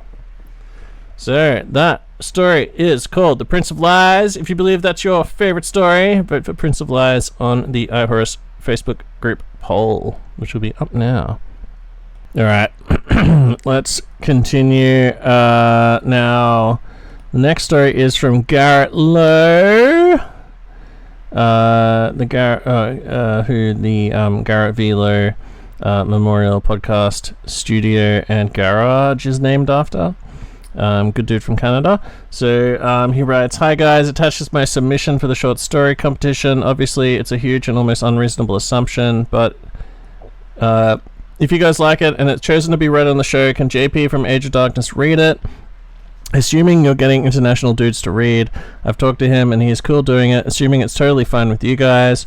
I stress though, feel free not to care for it, hate it even. It is entirely possible it is not good. Maybe it's horrible. If it's rubbish, please disregard, no hard feelings whatsoever. Or if you have other plans altogether, again disregard. Not trying to tell the guys running the best gaming podcast out there how to run their shit. Ha ha ha. Cheers, Garrett." That was from July 27th, 2018 at 6:42 a.m. So, yes, we did get JP to read it, and he sent me the file, and it was in the first 3 iterations. However, the file was in Facebook, and it's disappeared from the chat. I know it was in the chat, and it's not in the chat now. So, unfortunately, it sort of just like went missing sort of along the way at some point, and which is really annoying. But so I'm gonna read it instead because I'm not gonna like waste JP's time. I'm pretty sure he's a doctor now. I'm gonna waste his time reading 7-year-old competition things. Plus, we have to do this all in one night. Remember, I've been talking about that earlier. So this story is called The Raptor Strikes. Now, if you decided this is your favorite story, go onto Facebook and vote for The Raptor Strikes. Alright. My voice is feeling... My throat is definitely getting sore after reading. Like, I haven't done podcasting for ages. It's been a while. So, this is called The Raptor Strikes by Garrett Lowe. Lieutenant Lutabar went helmetless, preferring to smell the stink of war. Wait, allow me to restart that. This is terrible compared to JP's thing. Okay, here we go. Man, JP's thing was really good. He was like, Lieutenant Lutabar went helmet... You know how like JP reads those psycho stories and stuff? Alright, so... I'm not gonna fucking edit this. It's just gonna be I'm just gonna upload it. I'm gonna stay up. I'm gonna stay with you as long as it takes to get this done. Alright, The Raptor Strikes by Garrett Lowe. Lieutenant Lutabor went helmetless, preferring to smell the stink of war. Today, on his remote orbital station, the stench was a mixture of barber and promethium and dead men turned black. He held a Phaetos pattern flamer against the white ceramite of his breastplate, the weapon's small priming flame glowing a sickly green. Masses of molecular bonding studs covered his Mark IV battleplate like a pox. The lieutenant's boarding party, the legionnaires he could gather, and the awakened ancient Milogast occupied defensive positions against the walls of the corridor. They were a depleted force. The mortals they slew after they dismounted their boarding torpedo offered little resistance, but the Raven Guard reinforcements they'd encountered had reaped a heavy toll on their numbers. Dense smoke now separated them from the 19th Legion forces. The Raven Guard had used a chemical grenade to conceal themselves after the last brief firefight, and they were perhaps 150 meters down the corridor. Despite their losses, the Death Guard were undaunted. Their blood was up, and the support of Milogast interred in his Castaferum pattern dreadnought emboldened them. "These whelps of Korax will come at us again soon," said Ludabar, turning to address his subordinates. "With the Gravlift column destroyed, they cannot expect reinforcement or help to help defend this side of the station." "Nor can we expect reinforcement," retorted Legionary Borisu, "and the Gravlift was our only way to station operations." Ludabar spoke without a second hesitation. "Operations is no longer our objective. Daravac will see we are cut off. He must divert other units to capture operations." "Your orders then, Lieutenant?" asked Legionary Vok. "We are the sons of the Death Lord. We are his unbroken blades. Half of this station is open to us. We clear every section we can access. We kill every loyalist we find. We slaughter them like we did on the Black Sands. Then, when every one of them lays dead, we secure a hangar, commandeer a craft, and rejoin the fleet," Ludabar said as a matter of fact. Legion Vok smiled an approving predatory grin under his Mark III helmet. The sons of Mortarion relished every chance to fight the legions they'd crippled on Isvan V. Killing a legionary wearing the colors of the betrayed brought back feelings of triumph they felt on the day of the drop site massacre, the feeling that the war was theirs to win. They could envision their father Mortarion standing at the side of Horus, as the War Master sat on the throne of terror. "We hold here and wait. If the 19th have not attacked us before the smoke is vented, we move down the corridor and engage them. Check your weapons. Gather ammunition from the dead. Barasu, establish communications with Daravac's cruiser. We need to raise the ship. I want words with the captain." Ancient Milogos stepped forward to approach the officer, the deck shaking under his footfalls. His monotone, synthetic voice cut the air. "Lieutenant, I cannot detect Commander Devram on Voxlink. Is he deployed to this sector?" He was not. Commander Devram had died almost 200 years previous, fighting greenskins beyond Pluto at the end of the solar campaign. Ludabar had heard stories of him, stories of the Dusk Raider that had killed a Thunder Warrior in single combat, the same Dusk Raider that led the assault on Uranus IV, the champion who had helped lead the 14th Legion in its earliest days amongst the stars. Lieutenant Ludabar gestured to Vox in a Stardate battle sign. "Engage him, bring him back," he gestured. "Powerful Milogast, tell me, how many salamanders did you slay at the drop site massacre? I remember your sarcophagus was awash with the gore, a wash of gore by nightfall. Tell us of that day," said Vok, stepping between the massive dreadnought and the lieutenant. "The massacre," Milogast responded slowly. "We arrived at Ararat only an hour before the massacre. We were delayed at Constantinopolis. The king of the Caucasus Waste had a surprise for us. Surprises we had to eliminate before joining our brothers at Ararat. Ararat, where we ended the treachery of the Thunder Legion. Devram was with us that day at Ararat. He took the head of a Thunder Warrior chief with his axe. Where is Commander Devram? I cannot detect the commander on Voxlink. Is he deployed to this sector?" In near unison, every Astartes turned to look down the corridor and into the smoke, where a burst of distant bolter fire was just barely audible. Ludabar wondered if other 14th Legion units were operating in the area. He needed the damn comms restored. Ludabor gripped Vuk by the pauldron and spoke low. Talk to the Ancient. We need him here. When the 19th attack us, he must not hesitate. Can't let him wander. Lost in his memories. He's slipping from us again. Yes, sir. I will bring... Vuk did not finish his reply. His helmet shattered as a bolt exploded against it. Half of Vuk's neck was torn out, and he fell. Ready now! They come again! Bellowed the lieutenant. The dreadnought turned to face the figures moving against them through the smoke. Run scan routine. Auguries online. Enemy forces detected. Legion. Error. Legion. Battle plate. Analysis complete. Mark 6 battle plate. Confirmed. Legion. Error. Legion iconography. Analysis complete. Inconclusive. Inconclusive. Enemy .60. Self-propelled explosive bolt. Round analysis error. Cycle scan routine. A plasma blast rocked Milagos's carapace.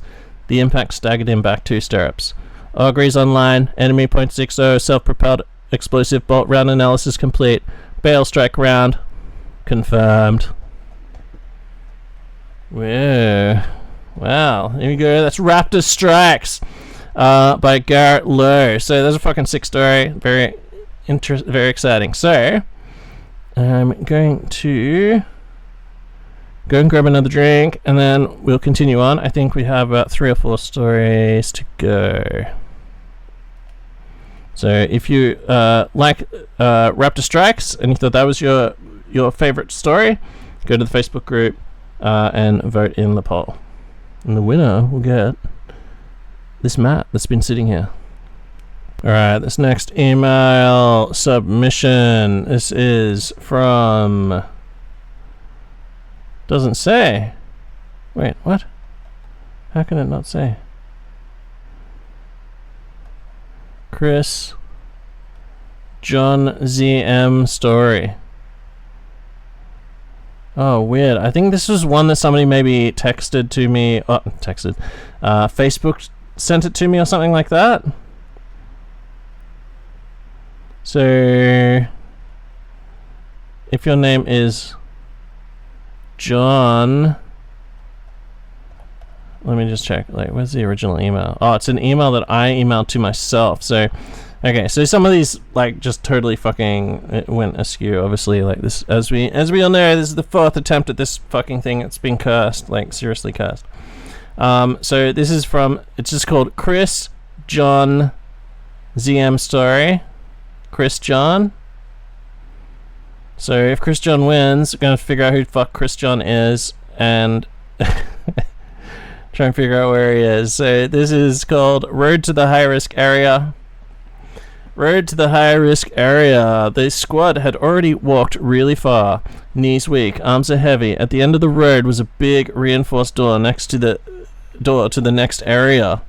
We need to go into the next zone, said Trooper Toads. This isn't just any zone, crackled command over the Intervox radiophone.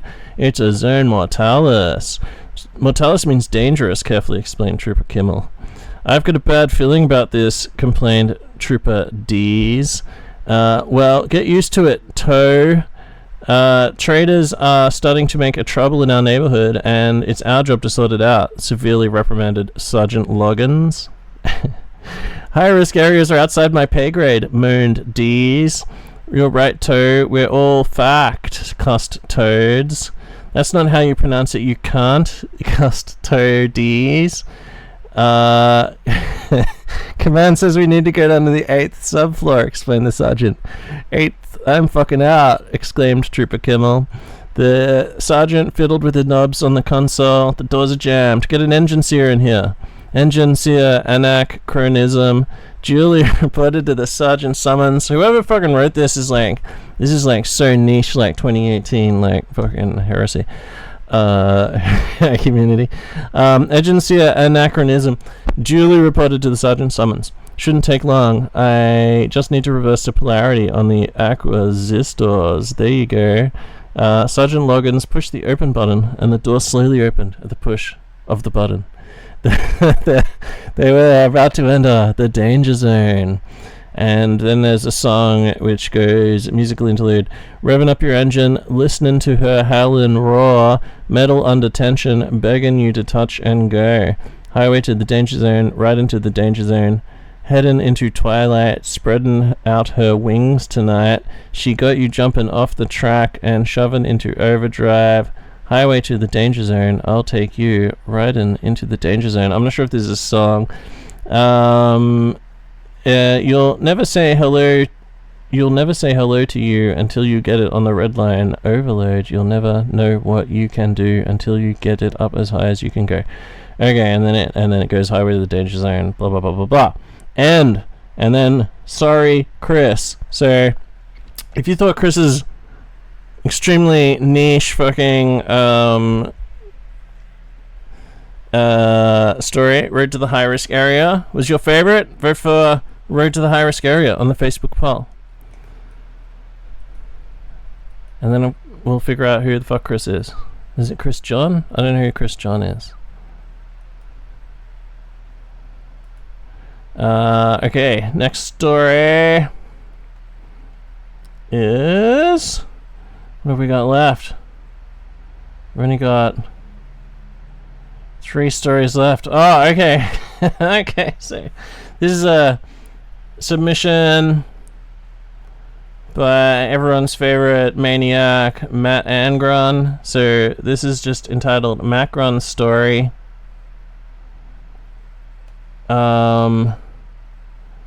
And this is all like basically like one massive mega sentence with a couple of exclamation marks. A few exclamation marks, like so in Macron fashion I'm gonna read it out all in one go. Hold on.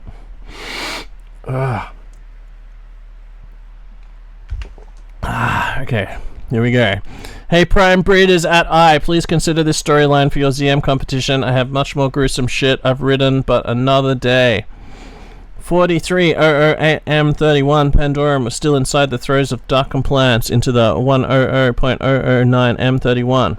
Dross recalled his earliest memory. Blood, lots of it. Dross's parents were both evil, sadistic, cannibalizing murderers, cutthroat mass-murdering cannibals, and Dross conceived when the warp was thinnest with the bloodshed rituals. His parents fed him flesh, human flesh, while he was still inside the womb, and ground bone, scuffed marrow, raw murdered flesh. Dross's path was set as soon as he was conceived in blood ritual. Flash forward some years. Don't call me that. Dross bellowed, you are a genetic abomination. Crossed with a tainted feral species. You have your orders. Murderers, murder as many inside the hive as you can get to grips with. Man, woman, child, anything that draws breath. Exterminate its existence. Extinguish its reality. Dross's spittle was foaming red. There's a ravenous, traitorous cur to the 12th Legion itself. Make it suffer, make it bleed, make pain its constant companion. All in caps. Dross screamed the next part. Angron has dealt with the loyalist aligned Black Shields personally. You have your orders, Castellan, Draga. I do not care if you kill them. Kill them all. Draga's reply was simple. Yes, liege. Dross thought of Pandorum again. The opening planetfall scouting operations had been bested. The fire drakes inside the catacombs, only Cerberus and Piliad had pulled him clear thanks to Cerberus's rare moments of clarity. Together the survivors sank deep. Saved by Cerberus, Dross had lost the nails, hacking his way through the dragon's scale shields of the fire drakes, his paragon axe fang, drunk deep of the red wet of the ruined fire drake master, his many pyroclasts that have flanked them inside the catacombs with their infernal flame cannons and breaches, closing the veterans' 9th detachment strength, dead, near mauled to death by the intense warfare. It's in confined extreme. Cerberus pulling him clear. They sank deeper inside the tunnels. The command butchered to a legionary. Cerberus, probably the Thunder Warrior genome inside him, or the pain that both Cerberus tried hard to conceal. It still allowed moments of hard clarity from the raw grip of nail frenzy as fellow 12th endured. It sent them deeper inside their abandoned installation, still eventually locating 12th Legion elements. They then made a salamanders pay with blood and death and pain. Well, that's a sample of my wares, Tim and Mick. Hope you enjoyed it. Much more. But I don't know, it will probably never be published. I don't know, my mind's fucked up, man. Being injected The nurse and the doctor insists on it. I'm such a massive threat to the community. I can't count, nor do I punctuate much. Take care, dudes. Keep up the excellent podcast. So that's Macron story. So if that's your favorite story, vote for Macron story on the Facebook group. Whoa, felt like nails were actually upon me there for a moment. Some good shit. I'm gonna listen back to that later and go, whoa, what happened? Alright. Getting close to the end. What do we have? We have Eric Prospero Burns sends an email, slipping this cunt in at the last second. For the record, it's still the 31st over here, so there must have been, there we go, 7 years ago, there must have been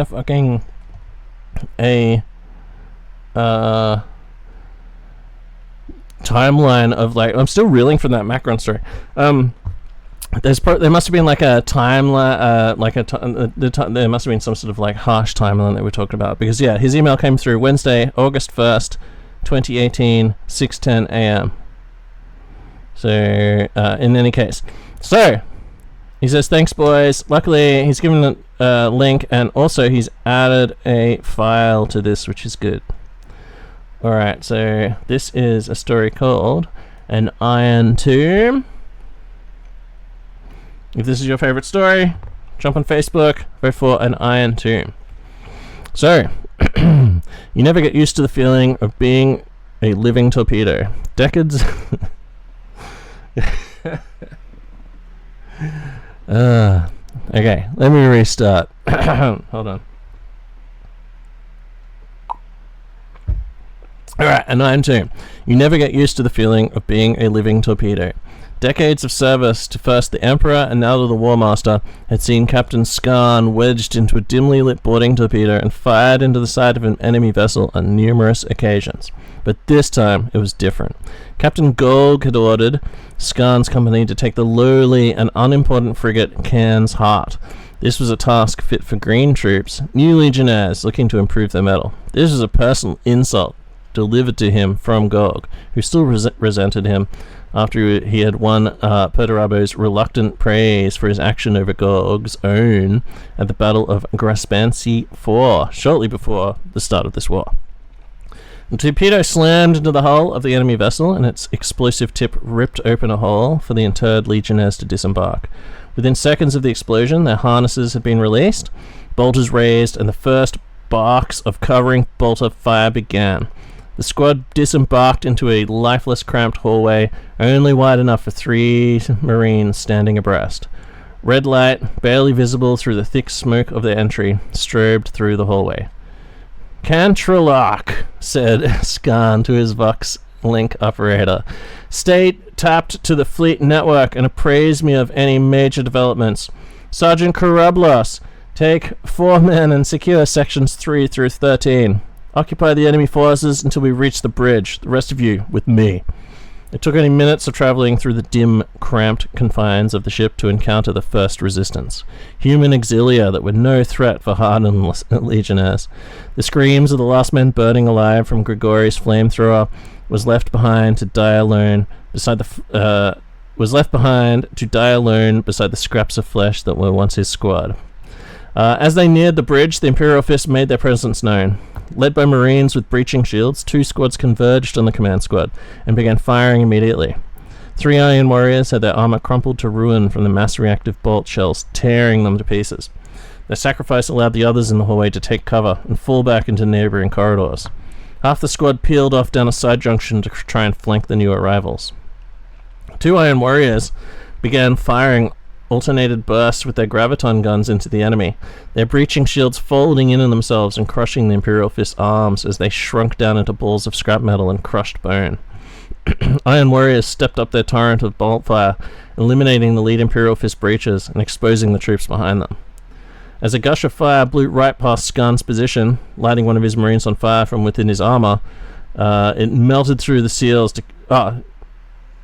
cook the flesh within. Sorry, this is like reading these like fucking first go like is super hardcore as well. Like trying to those guys who do like voiceovers and stuff. Like when we had when I had all these Horus Heresy podcasters to do all these things. Man, it took fucking weeks to get people on, organize them all, get them to read through the story. I would send them the story to read beforehand, and then they like read them all out. It was a fucking masterwork, I tell you. But it was 4 iterations ago. Now you're stuck with me drunkenly on a Monday night, reading them out from Google Drive. Oh, Google.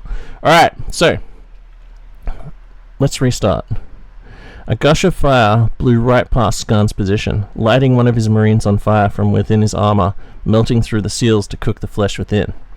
A shot from Skarn's bolt pistol into the flamethrower's fuel tank caused it to explode in the Imperial Fist's hands and knock him down, burning from Prometheum fire himself now. As the Imperial Fist began to push inwards, in towards the pinned Iron Warriors, a locked access hatch near the rear of the enemy exploded outwards, vaporizing the nearest Marines and sending others sprawling down both ways of the corridor. The remainder of the outflanking Iron Warriors squad broke through after the demolition charge detonated into a swirling and cramped melee. The struggle lasted less than a minute until the final Imperial Fist had his torso explode in a shower of gore from Skarn's humming power fist. Skarn spared no time for his injured and dying as he pushed onto the command room. Corubulus and one surviving Marine with him rendezvoused at the bridge doors seconds after the main party. The squad took their position on either side, and Skarn gave a nod indicating for the graviton weapons to do their work. Both Marines fired up their weapons, and the door began to crumple and crush itself under its new extreme weight. As the door fell to the side, bolt and lasgun fire pierced through, and one of the Marines was hit by a salvo, falling back in a shattered ruin as the others took cover. Skarn's men tossed a volley of different grenades through the door at the concealed defenders, and waited for the detonations to advance. There were over a dozen Imperial Fists, human auxilia, and ship's crew ready to defend the bridge to the last man. They were spread across the bridge evenly behind extra equipment, prepared barricades, and half-dead servitors still working away at their enslaved consoles. One of the grenades landed right in the middle of a group of the ship's crew and 2 Marines. A naval officer dove on the grenade in an attempt to shield his comrades at the cost of his life, but the plasma grenade's blast couldn't be held back by the weight of a human body. The light of a small sun burst through and turned the brave officer and the crew around him to ash, fused the 2 Marines' armor into the bulkhead wall beside them, as now their liquid flesh and organs seeped through the holes in their armor.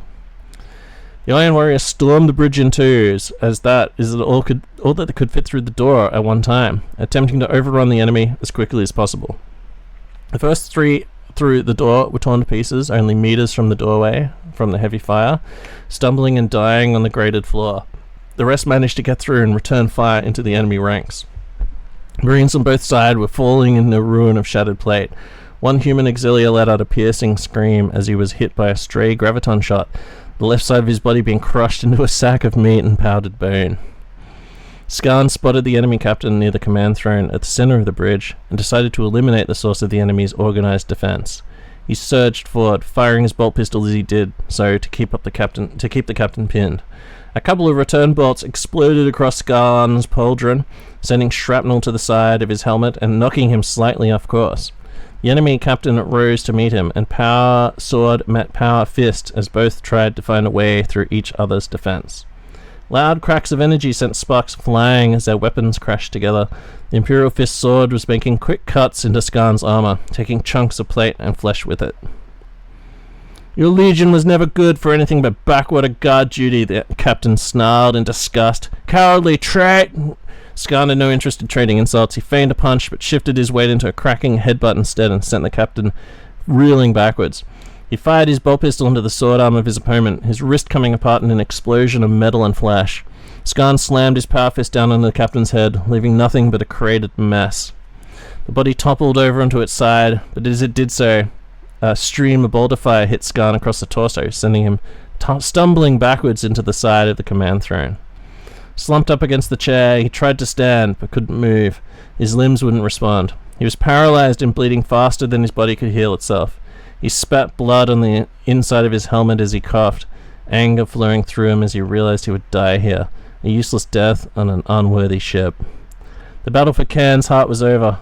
The Iron Warrior attack had faltered in the face of stalwart Imperial fist defense. The ship's engine burned hot to fall back in line with the rest of the Imperial fleet returning to Terra.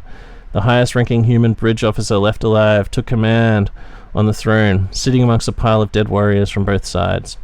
Skarn still lived, however. The Imperial servitors didn't notice anything as his external Vox grill was turned off and they couldn't hear his ragged breaths. Before he was cut down by an Imperial fist chainsword, Cantrellark had patched his fleet Vox link back into his captain's feed. Skarn had to listen to the humiliating reports over the channels of the losses of the Legion had suffered while the enemy still managed to escape. But as his vision began to fade, a new report was coming in. "Repeat, Captain Gog is dead," an unknown Marine was saying over a ship-to-ship transmission. "His ship is commandeered by the enemy. Contrador last seen leaving with Imperial forces." For the first time in decades, a genuine smile crept up on Skarn's blood-coated face. He began to choke on his own blood, while a weak laugh crept from his chest before falling silent. The officer on the command throne looked down at Skarn's body, as it seemed to twitch momentarily before going still once more. So there's the Iron Tomb. So if that was your favourite story so far, your favourite story overall, obviously listen to all of them. Go and vote on the Facebook group for an Iron Tomb.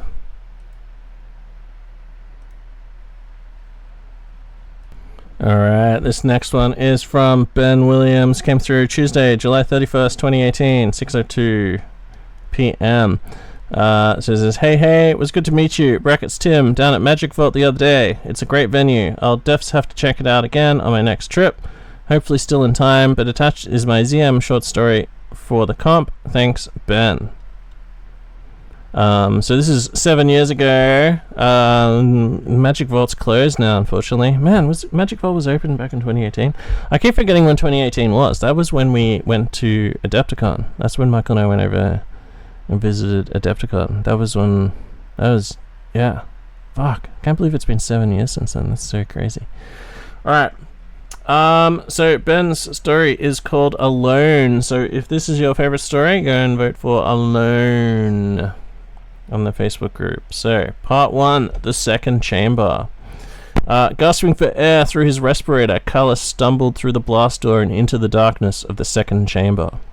Beams of lasfire cut through the air around him, and he heard muffled screams as his Akal died around him. But he pressed on, the mass of their bodies carrying them like a wave into the enemy lines. He leapt over a makeshift barricade and carved his pick down into the nearest enemy. He felt the warm blood rush over his exposed flesh as he drove the pick down with both hands through the armor and into the neck of the traitor. Another came straight at him, lunging with a bayonet. He rolled on the floor and fumbled for the jagged knife at his belt. Momentum carried the traitor straight into another cultist cresting the barricade, and Callus heard the piercing cry as the bayonet sank deep. Callus leapt onto his back, frantically stabbing with the jagged knife, and dragged him to the floor. The traitor desperately parried the blows with the armor in his forearms, but Callus turned the attack and drove the knife deep into his gut. Callus pushed the knife deeper, cutting through the traitor who was grabbing to rip out his respirator. Callus muttered the dark, ancient words he had been taught under his breath. With renewed vigor, he wrenched the knife free and smashed it straight into the traitor's faceplate. Callus cried a devotion to his new masters as he exulted in the kill. Standing, he paused. The remains of his Akal and the others who had breached the chamber with them had finished clearing the barricade, and illuminated by the flashes of lasfire, he could see that the traitors were fleeing for the exits. He grabbed his pick from the body of the first traitor and tucked it on his back and sheathed his knife. He unslung his rifle and used it to gesture to his men to stop firing. After the intensity of the charge, he looked back to see dozens of men slain in the entranceway, but the second chamber was theirs, and so he led them on to the third. Part 2, A New Path. Callus would never forget the first time he saw an Astartes. A centurion had been sent to inspect his regiment before embarkation. He had expected to feel only pride, but as the monster approached, a base fear ran up his spine. He wanted to run, but he was packed close in the ranks and there was no way to flee. As it approached closer, he could see its once gleaming armor was festooned with grisly trophies. These were not the Astartes his grandfather had told him about from the Great War, the liberators who had banished the Xenos raiders. Those had been the Lunar Wolves. These were the sons of Horus. Things had changed quickly after that. His regiment had been raised as part of the standard tithe to join the reserve of the Great Crusade, but now they were told they were being sent to fight insurrection. They learned of how traitors had betrayed the War Master and had launched open war against him. Worse still, in Callus's own world, which the War Master himself had liberated, some had refused the entreaties of the Sons of Horus. This was blasphemy, a new word for Callus, and instead of joining the crusade, his regiment would be deployed to crush the traitors at home. As the war progressed, Callus learned many new words. Cult leaders spread throughout the regiments, preaching of old gods and removing those who would not believe. They were no longer soldiers, they were cultists, no longer a regiment, but an akal, an ancient forgotten word. The newcomers encouraged savage violence within each unit, and new leaders emerged through the process. Callus had been skeptical, but day by day, forced to commit unspeakable acts, he gradually came to understand. When his Akalsh had come to punish him, Callus picked up his knife and killed the Akalsh. Now Callus was the Akalsh, and he was drawn deeper into the ways of the cult. Things whispered to him, and the war ground on. Callus sank into the darkness. Despite the horrific casualties, they were winning. However, they could not win how could they not with a new faith on their side? Some traitors were now holed up in an ancient defense silo from the Xenos Wars. The orders were simple. The blasphemers must be purged at whatever the cost. Callus's Akal and 40 others were assigned to the task. 20 Akal, some 600 men, were lost taking the first chamber, but the wave of flesh could not be stopped. Part 3. Into darkness. Another corridor, more darkness. As Callus led his remaining men deeper into the facility, it seemed as if the shadows were eating away at the light from their torches. Callus took this as a good sign. In the distance, shooting, screaming, the flanking Akals must have engaged in the next chamber. Callus urged the cultists on. They would not be denied their share. They had rudimentary maps of the facility, but in their retreat, the traitors had collapsed tunnels and blown through walls so they couldn't be trusted.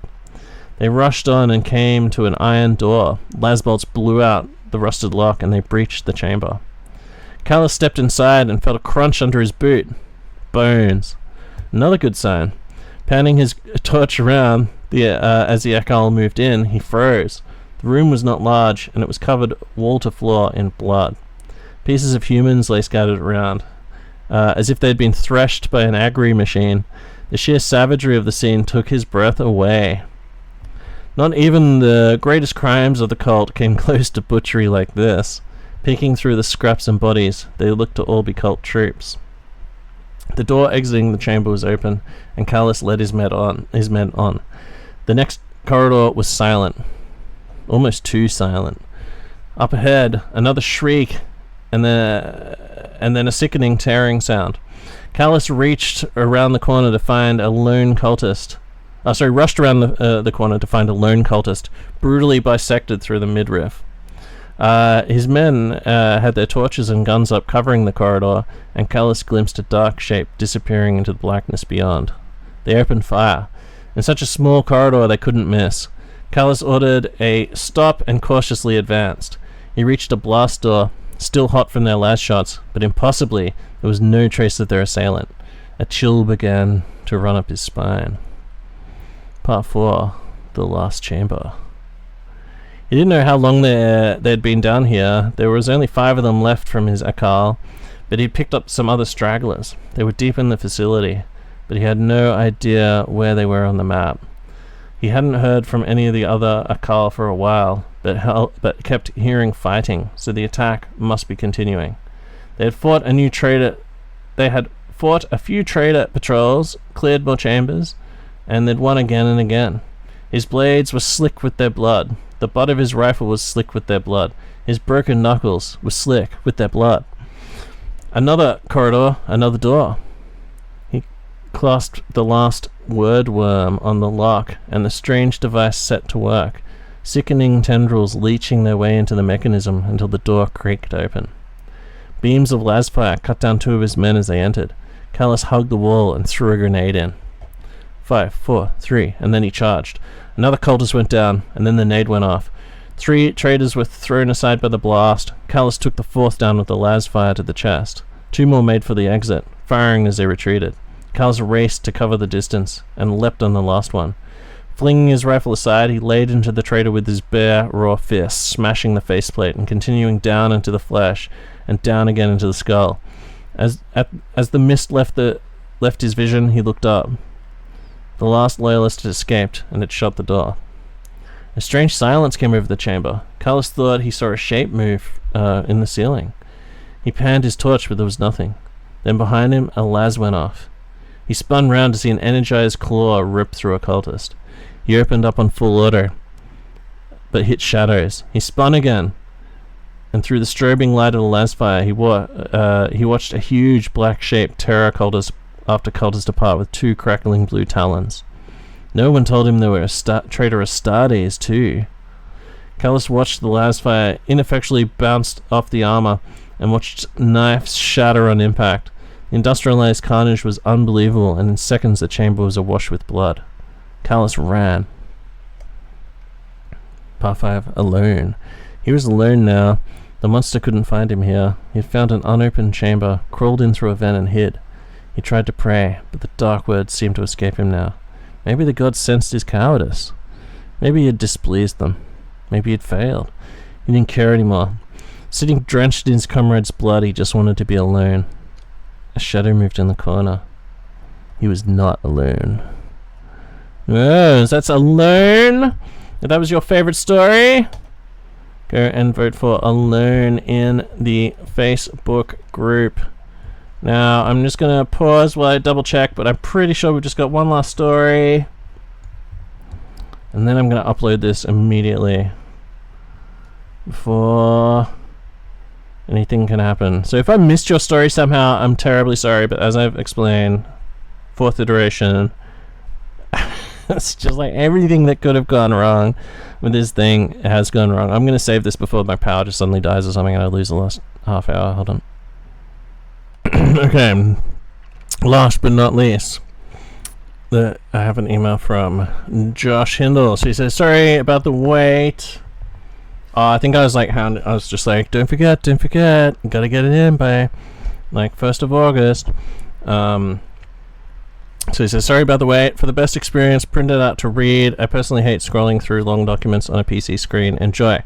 So this is like, when I first opened this document, I remember being like, 27 pages, what the hell?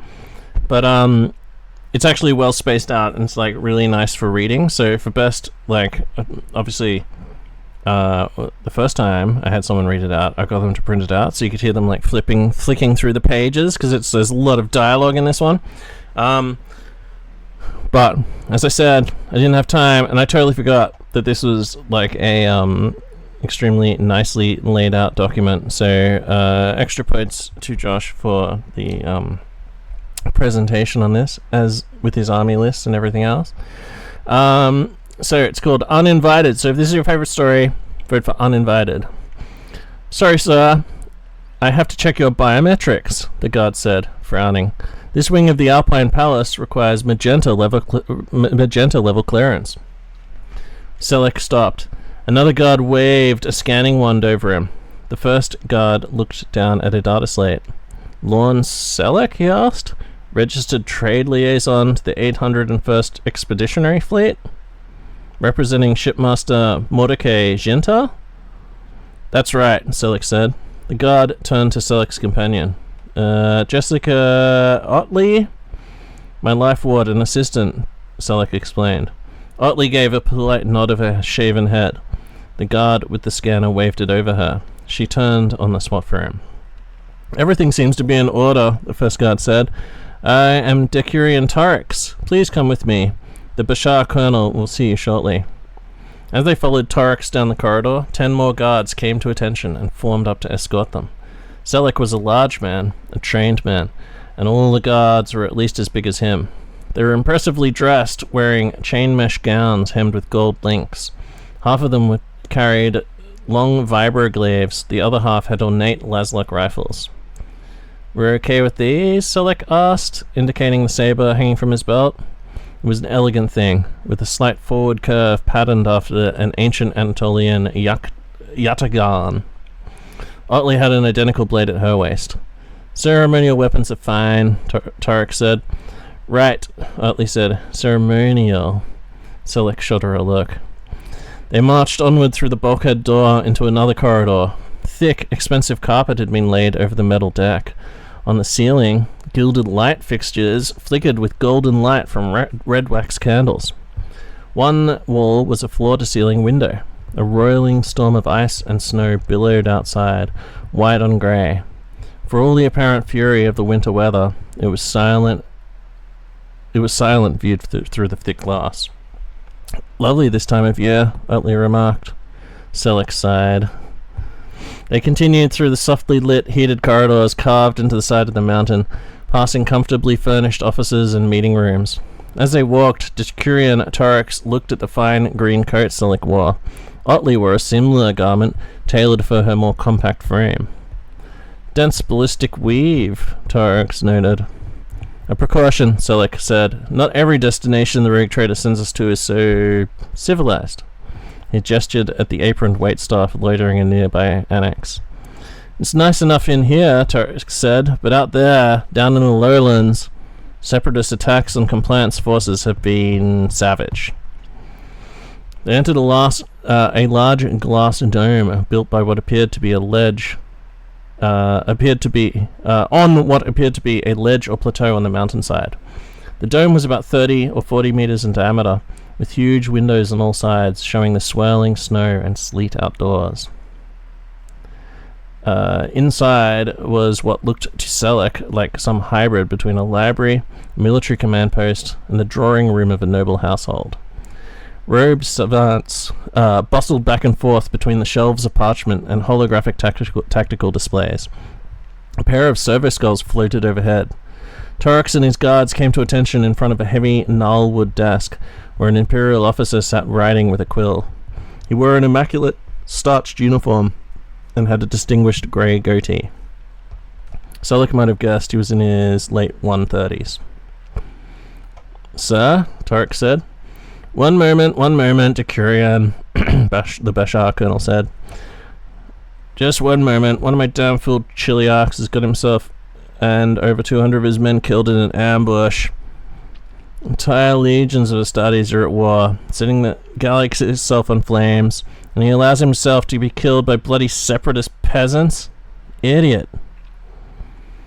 The Bashar colonel noticed Selleck and Otley. "Apologies. I'll be with you in just one moment, please. Make yourself comfortable. Make yourselves comfortable." He indicated a platter of food and drink on the table near the edge of the dome. "Just one moment, I assure you." Selleck and Otley gave a slight bow. They wandered over to the table. Otley poured 2 drinks from a bottle of spirits and handed one to Selleck. "Thanks," Selleck said. Otley looked at Torix and his guards and held up the bottle and an empty glass. "No, thank you," Torix said. Otley shrugged and sipped her drink. She wrinkled her nose. "Orange and aniseed, I think. Pretty good." Selleck ate a few pieces of cured meat, sliced so thin they were almost transparent. Otley amused herself for a minute by playing with the rotary razor used to cut the meat, and picked through an array of unfamiliar delicacies. "Is this some kind of vegetable?" she asked Selleck. "Or a soft cheese?" Selleck chewed in silence, looking over the Bashar colonel, who was still scratching away with his quill. "He seems annoyed," Otley said. "Unfortunate," Selleck said. "I doubt he'll become less annoyed when we tell him the ship carrying his requested siege automata maniple has been delayed, along with his tarantula sentries. And for all we know, the frigate hauling his atomatic imploders will never be seen again." Pfft, Otley dismissed. "The estimated delay is only 11 months. It's just how it is with warp travel, isn't it? Surely he has heard what the navigators have been saying. It's been getting worse and worse since the War Master, At least most of his bulk consumables are due to arrive on schedule." Selleck raised an eyebrow. "You mean the Phosphex munitions and preserved fruit?" "Well," Otley shrugged, "I wouldn't want my troops getting scurvy." Selleck sighed and walked over to the window. A pale maelstrom outside raged on, ignored by the servitors and military intelligence officers inside the dome. The poor light outside made the glass a mirror as well as a window. Selleck paused to adjust the collar of his coat and the hang of his saber. As he sipped his drink again, Selleck refocused and saw something in the sleet. Movement. An indistinct figure, perhaps more than one, leaning against the driving wind. Some kind of repair crew? He frowned. What's wrong? What's wrong? Utley asked. Selleck leaned in and narrowed his eyes. As he did so, a dark object the size of a dinner plate appeared on the other side of the window. It clung there like a mollusk, glued with some kind of resin. "Get back!" Selleck shouted. He turned and threw himself down. The window exploded inwards with a horizontal shower of glass shards and snowflakes. There was a rush of wind as the heated air of the dome bled into the thin, cold atmosphere outside. Selleck blinked, patting himself down. His ears were ringing. Broken glass was everywhere. He struggled to his feet. A man in a white camouflage jumpsuit and snow goggles was climbing through the destroyed window. He held a quad-barreled boarding shotgun. Selleck opened his mouth in surprise and reached for his saber. The man shot him square in the chest. The sound of the single gunshot was immediately drowned out by the howl of the storm outside. Selleck crumpled back onto the floor, gasping for breath. The ballistic weave of his coat had stopped the buckshot penetrating, but it hadn't dampened the kinetic shock. The gunman stood over him. The humid air of the dome had fogged up the man's goggles, so he pulled them off. He saw Selleck was still alive, and he took aim with his shotgun again. "Imperial swine," he said. Jeskia Otley stepped up and buried the edge of her saber in the man's head with a wet crack. He twitched once and flopped over without a word. "You okay?" she asked Selleck. She planted her foot on the gunman's head and pulled her saber out, like a woodsman freeing an axe from a log. Selleck tried and failed to choke out a reply. Another man in white camo came through the window, and another after him. The first had an old shotgun. Otley grabbed its barrel with her free hand, forcing it up to fire harmlessly into the ceiling of the dome while she ran her saber through the man's ribs. Then she delivered a front kick that sent him flailing backwards out the window and into his comrades gathered outside. Selleck dragged himself to his feet, swaying like a drunkard. Someone was yelling something behind him. "Get down!" Torix bellowed. He was standing further back in the dome with 6 of his fellow guards. Their laslocks were raised. Yet another attacker ran at Otley, firing a snub-nosed las pistol, the sizzling energy bolt scorching black marks into her green coat. She ignored them and hacked the man's hand off with a rapid sweep of her saber. Whoosh! The las pistol span to the ground. Before the man could recover, she whipped her blade around in a backhand slash that took him in the jaw. Selleck saw red droplets and teeth fly from the impact. "Die, bitch!" Otley screamed at the man. More white-clad, goggled attackers were streaming through the window, carrying pistols and hatchets. There were too many. "Get down!" Torix was shouting. "Down! Down!" Selleck tackled Otley to the floor. They crashed into cover behind a chase lounge, knocking a delicate regicide set off its side table. "Fire!" barked Torix. His men opened up with their laslocks. White-hot beams of coherent light punched through the massing ranks of attackers, so bright they left searing after-images on Selleck's eyes. Men collapsed, cut into uneven segments that thudded to the floor, lifeless and cooked. A horrific smell filled the dome. The guards' ornate high-yield energy weapons were spent. Several assailants lay dead and dying. More poured in through the windows after them. "Separatist bastards!" Torix yelled. He heft his vibro-glaive. "Charge!" The guards ran forward, their mesh armor gowns streaming behind them, and crashed into the knot of men still scrambling in through the window. The edge of the dome became a wind-swept arena of savage tangled combats around ruined bookshelves and overturned armchairs. One of the guards dropped, struck by a powerful shot to the head. A separatist militant near Selleck was firing a big revolver braced with 2 hands. As Selleck looked on from the floor, the revolver ran dry and the man dropped it, pulling a climbing pick off his belt. Selleck clambered to his feet again and drew his saber. The separatist saw him, snarled, and swung his pick, trying to hook his tip into his skull. Selleck was no match for Otley's skill or speed in a sparring cage, but he was well drilled, and the pain of the shotgun blast made him angry. He sidestepped, taking a high guard, and fended off the climbing pick. The Separatist lunged forward to attack again, and as he did, Selleck took advantage of his saber's longer reach and struck straight at the hand holding the weapon. The man groaned in pain. Severed fingers tumbled to the floor. Before the Separatist could recover his flailing grip on the climbing pick, Otley appeared behind him and chopped the edge of a saber into the back of his neck. The man collapsed. Selleck and Otley both turned in time to see a crazed-looking man with facial tattoos finish reloading an old autogun and point it straight at them. Then they winced as the upper half of the man disintegrated in a sudden flash of crimson-stained steam. Behind them, the Bashar colonel stood in his immaculate starched uniform. He had a bizarre Archaeotech sidearm clutched in his outstretched right hand.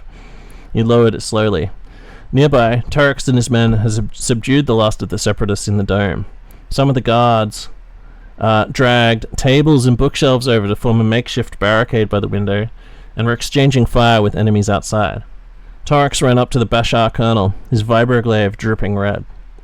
"This area is not secure, sir," he said. "I have to get you to safety." An alarm was sounding. Guards were shouting orders, firing laslocks into the frosted wasteland outside the dome. Selleck looked around him at the chaos, shivering in the cold air, and ran his hand through his hair. He looked at Torx and the Bashar colonel. "Does this sort of thing happen often?" Selleck asked. "Separatists are always trying some nonsense," the Bashar colonel mused. "This attack seems more committed than usual," Tarek said. A Vox link chimed on the floor a few paces away. Selleck and the others turned. A Separatist who appeared to have lost both his legs to laslock fire was lying on the floor with a wrist-mounted comms unit raised to his mouth. He was staring straight at the Bashar colonel. "Target location confirmed," the injured man rasped. "Summon the consultants. Repeat. Target confirmed. Summon the..." The man's transmission ended in a choking groan as Turek planted the tip of his vibroglaive in his throat. "Bastard," Turek hissed. "What do you want? What do you mean, consultants?" The man laughed. Bright crimson blood ran from the corner of his mouth. Selleck and Otley looked at each other. Torx reached down and grabbed the man by the collar, but the Separatist's eyes defocused and he fell slack, dead from an abdominal wound they only now noticed. Torx let go of the legless man and grabbed the Bashar colonel by the arm. "Now, sir," he said, "we've got to go." Otley looked at Selleck, raising a questioning eyebrow. Selleck cleared his throat. "Decurion, might we join you in leaving here?" Torx flashed them with an irritated glance. "Very well, come with me." The four of them turned to leave the dome, marching past the Bashar colonel's desk and the exit corridor. A panicking cartographer grabbed at Torx as he went by, but the Decurion pushed him aside. A sudden blast rang out from the other side of the dome, sending a burst of overpressure through the air. Shards of glass sprayed out after the shockwave, wounding a data analyst who'd been carrying by a cogitator array. A second current of cold wind rushed through the chamber, and the few remaining candles flickered and went out. Second breach! Torx voxed. "North side of the primary dome. Reserve units redeploy. Form up on me." Gunfire sounded from the new breach in the dome windows. Furniture around them burst apart, reduced to splintered ruins. Otley grabbed Selleck and pulled him into cover, while Torx did the same to the Bashar colonel. Torx was still yelling into his Voxlink, trying to coordinate some sort of organized response, but there was no time. Selleck could see huge figures striding into the dome. Snow falling off their dark armor. The Separatist consultants had arrived. So many shocking things happened so quickly that it took Selleck several moments to process everything. For a brief interval, his mind felt 2 or 3 steps behind the cascade of events, like a live pick feed with out-of-sync audio. First thing he was conscious of was a soft object hitting his head, splashing his face with momentary warmth. Selleck next became aware of screaming that cut through the blare of the alarms, the howl of the icy wind, and the rattle of gunfire. He looked for the source of the screaming and saw Decurion Torx lying on the ground. His left arm was missing at the shoulder. While Selleck looked at the floor, he felt a fleeting sense of relief that the fine carpet was already red, and so less prone to be ruined by whatever was happening. He also noticed Torx's severed hand and realized that it was the soft object that had struck his face. He looked at Torx's wound. What could do that to a man? Otley leaned over Selleck, grabbing him by the arms. Get up, we've got to move," she barked. "Bold fire, it's fucking Astartes!" Selleck looked over it and saw 4 or 5 towering shapes moving through the dome, giants in dark battle plate. Sacred terror, they were huge. They advanced while firing, cutting down guards and command staff all around them. Implacable, invincible, killers. Selleck felt the chill of total panic rising in his blood, but rogue traders did not employ slow-witted men. Selleck took a breath and refocused. Escape routes, resources, what could they do? He had to prioritize and act. He pressed the implanted stud behind his ear and whispered, "Fleet, this is Selleck. Need immediate extraction." There was a pause, then a crackle in his ear. Fleet responding, "Negative on extraction. Too many signatures. Can you reposition?" He looked over to the corridor they had entered the dome through. It had only been 10 minutes earlier, but it felt like another age. As he looked on, the bulkhead doors opened to reveal a dozen or more palace guards with laslocks raised to fire. They caught sight of the transhuman warriors striding through the dome. "Freeze!" one of the guards yelled. The small band of Astartes leveled their bolt guns and annihilated them all in a few heartbeats. Otley looked around at Selleck, speechless. They could taste the metallic tang of blood mist wafting through the frigid air. The Astartes reloaded, continuing their advance. A palace guard by the window shot at one of them in the shoulder with his laslock, gouging a blackened hole into the huge figure's battle plate. The Astartes returned a short burst, demolishing the guard and the large antique globe next to him. A few paces ahead of where Selleck and Otley lay in cover, the Bashar colonel lurched to his feet and ran into the open. Selleck watched him wide-eyed. "Idiot, suicidal!" Otley muttered. The legionary trooper tracked him immediately. Bolt guns roared, deafening. Instead of disintegrating, as Selleck expected, the Bashar colonel staggered as though struck with a hammer blow. The air around the senior officer smudged and distorted like a blur of heat haze as his personal refractor field absorbed the hits. He lost hold of his Archaeotech pistol and it bounced away on the carpet. After a few steps, his defensive shield shorted out and he crawled to the floor near the big gnarlwood desk. He crawled forward, his hand outstretched. Selleck watched the man reaching. Did he have another weapon in a drawer? Two of the nearest Astartes lowered their bolters. One of them unhooked a power maul from his belt, its head the size of a human skull. The other drew an energized gladius.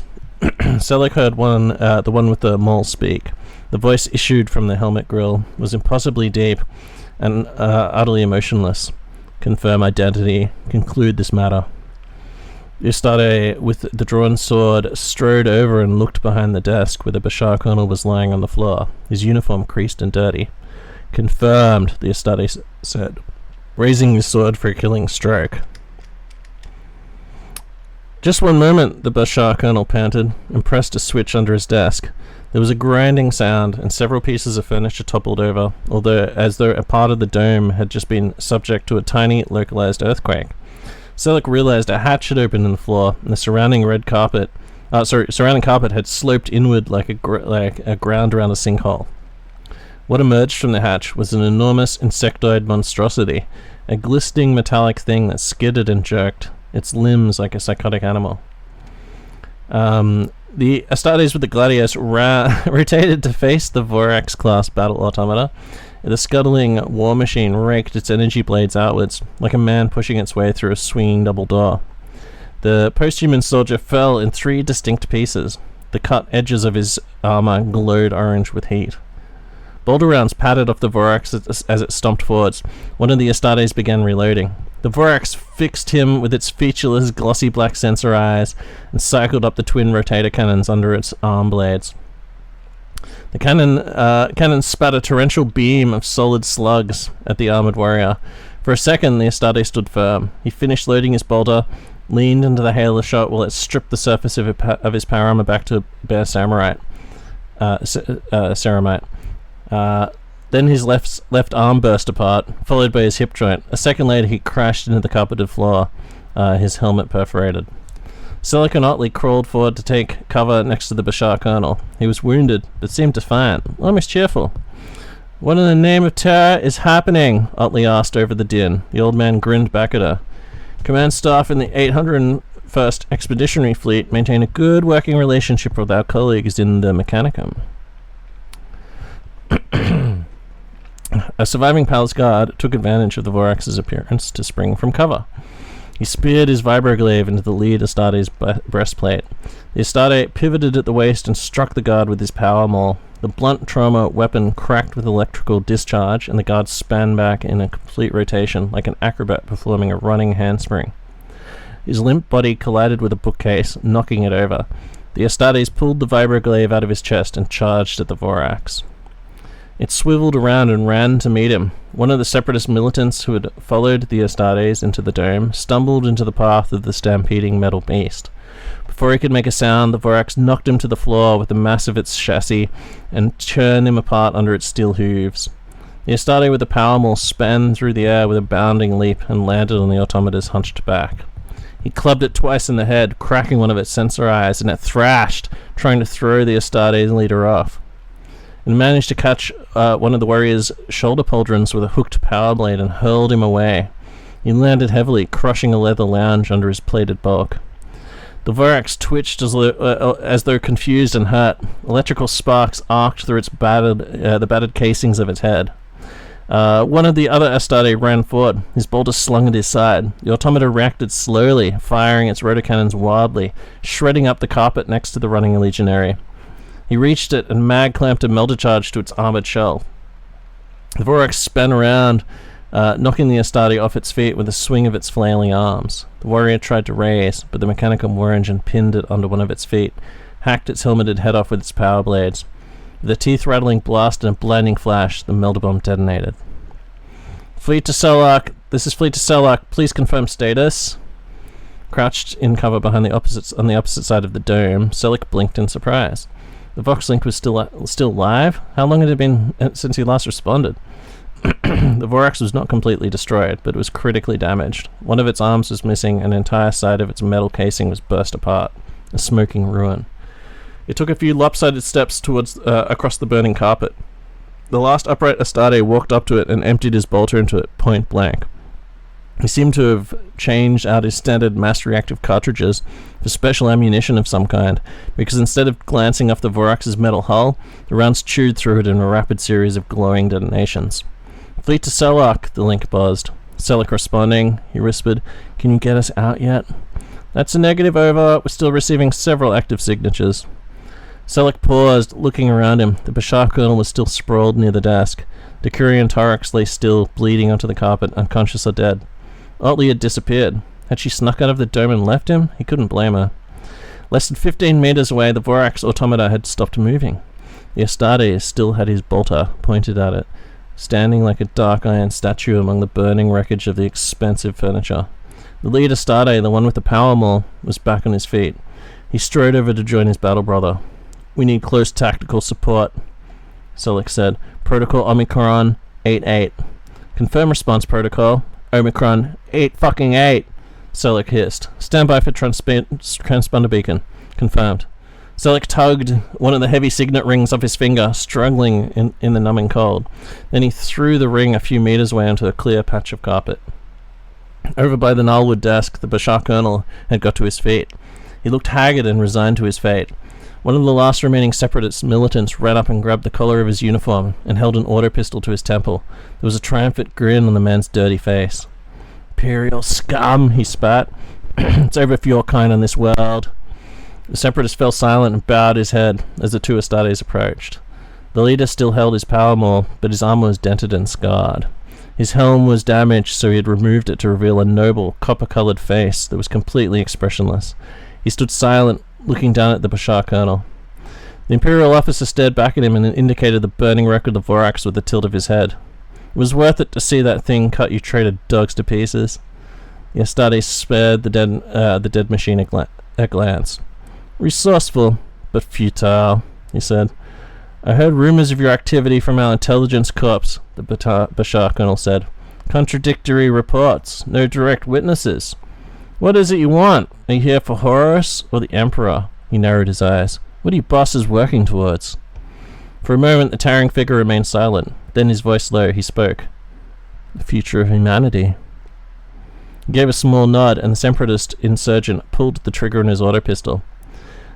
The Astartes turned to his battle brother, leaving the body of the Bashar colonel to slump to the floor. I will prepare the fusion charge to end this place," he said. "But there is another matter." He pointed an armored finger to where Selak lay low during the fighting. A man and a woman were hiding over there. They did not look like part of this compliance force. "Find them." The other Astartes nodded. He and the human separatist started moving towards Selleck. Selleck pressed the implant stud behind his ear, his head pounding a rapid drumbeat inside his chest. Sorry, his heart pounding a rapid drumbeat inside his chest. Still waiting on that response protocol, his voice was barely a whisper. Whenever it suits you. The bare-headed Astarte had crouched down and was pressing keys on the display of a bulky device made of black metal. His fellow warrior and his human auxiliary were steps away from discovering Selleck. He clutched his saber and prepared himself to attack.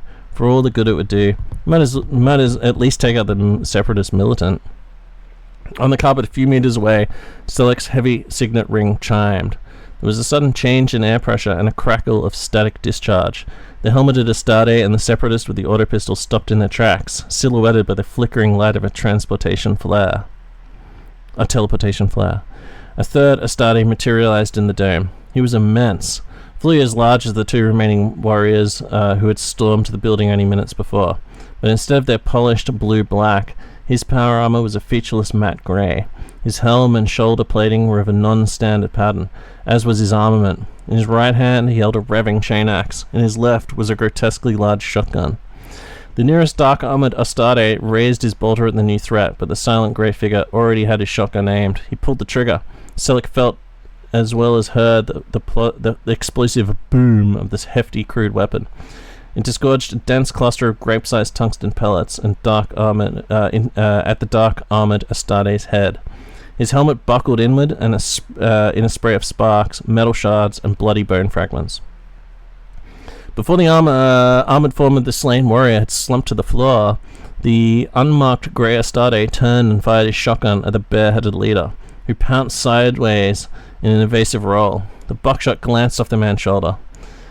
The unmarked Astarte strode forward, tracking him, but the separatist militant opened fire with his auto pistol. Low-caliber slugs pinged off the grey ceramite. Selleck got up. He was about to help his savior by dispatching the suicidally brave separatist with his saber, but the Astarte took care of the man himself with a backhand swing of his chain axe. The sheer kinetic impact of the weapon lofted the human soldier into the air, even as its whirling teeth chewed through him, so he fell back to the ground in two pieces amidst a drizzle of red rain. Selleck was splattered with gore. He wiped his eyes in time to see the last dark-armored Astarte charging forward with his power maul. The separatist with the auto pistol had proven an almost fatal distraction for the grey Astarte. The first swing of the power maul knocked his huge shotgun across the room. He barely blocked the second with his chain axe. The grey Astarte hooked upwards, managed to lock the power maul into the angle between the chain axe's haft and head. He braced both hands on the entangled weapon and pushed. The chain axe squealed as it bit into the dark Astarte's armored gorget, only a handspan from the bare head. He fought back with his free hand, slamming a punch into the grey Astarte's helmet that rang like a mallet striking an anvil. He punched again, but the grey warrior dropped his head and pulled him around the waist, ploughing forward like a bull. Both of the ceramite-plated giants crashed to the ground. They were too close to swing their weapons, so they grappled and struck with their fists and elbows. Selleck stood on the side, unsure of how to intervene. The Astartes were rolling, crushing furniture under them, wrestling like primordial demigods. They exchanged blows that were just frenzied blurs of motion to Selleck's eyes. Dark-armored Astartes managed to pin his foe for a brief moment and drew a power dagger from a thigh sheath. The weapon looked small and elegant in comparison to the post-human combatants, but its leaf-shaped blade was the length and breadth of Selleck's forearm. The two Astartes struggled for control of the knife. Straining, bleeding from his bare head, the blue-black figure managed to free a hand and planted it on the back of the dagger. He punched it down, driving the dagger into the grey Astarte's side. "Hydra Dominatus," the dark Astarte spat through gritted teeth. Selleck rammed his saber into the small of the legionary's back. He let out a roar of pain and, without releasing his hold on his pinned foe, twisted to face him. The saber snapped off, leaving Selleck with 10 centimeters of blade attached to a grip. He was transfixed by the Astarte's cold, piercing gaze. "Out of the way!" Selleck turned in surprise. It was Otley, standing a few meters away. She was cradling one of the fallen Astarte's massive bolt guns, straining to manage its weight. Its bulky proportions had been crafted with the hands of giants and made her look like a child. "Out of the fucking way!" she screamed. Selleck dropped. There was a series of gunshots so loud and bright that they overwhelmed Selleck's senses. He felt the overpressure of multiple close detonations. His ears rang and he blinked furiously, trying to clear his vision. When he looked around, the Legionnaire in the blueback armor was missing the top third of his body. It looked as though a titanic beast had bent down and taken a messy bite out of him. With a sound of grinding metal, the Astartes in unmarked grey pushed the steaming remains off him and slowly stood up. He pulled the power dagger out of his side. The full length of it had gone into him, and dark blood ran freely from the wound. Ignoring it, he looked over at Otley. She had dropped the smoking boulder and was rubbing her bruised arms, surveying the carnage she had wrought. She was panting, and her shaved head was streaked with soot and sweat. "How's the recoil?" Selleck asked her. "What?" she shouted. Selleck realized that she was half deaf from the bolt of fire. The unmarked Astarte was gazing down at the ruin of his foe. "Interesting," he rumbled. "I think they refer to it as a Bane strike ammunition. Only the 16th and 20th Legions field it with any significant quantity, from what I've witnessed." "Which are they?" Selleck asked. 20th, I think." Selleck's eyes widened. "The Alpha Legion?" "Just so," the Astarte said. Otley strode over to them. "Can we get out of here?" she said. "I'm freezing my ovaries off." Selleck looked at the towering warrior. "What do you think?" "I am unfamiliar with female anatomy," the Astarte said. "No," Selleck said, wrapping his green collar tight around his cold. "Are we clear to leave, or do you want to check this place out? Want to gather intel or anything?" The Astarte looked around them. The dome had been a refined sanctuary of softly lit antique leather and wood furniture, but it had been transformed into a hellish scene of slaughter. The shattered husk of the Vorax-class battle automata lay surrounded by Astarte legionnaires, or at least pieces of legionnaires. The tangled corpses of palace guards and separatist militants had started to freeze over. Wind and sleet howled through the dome, frosting exposed surfaces. "I'm sure we can uncover some information if we spent time with the bodies of the Alpha Legion operatives," the Astarte said. His deep voice was calm, although deliberating over a dinner menu. "But I think it would be unwise to linger here." He pointed to the fusion charge deployed on the floor. According to the glowing display, they only had a few minutes. The huge warrior gathered up his shotgun, chain axe, and an undamaged bolt gun, and the Alpha Legion leader's power maul. Otley found an unbroken bottle of local spirits to take with her.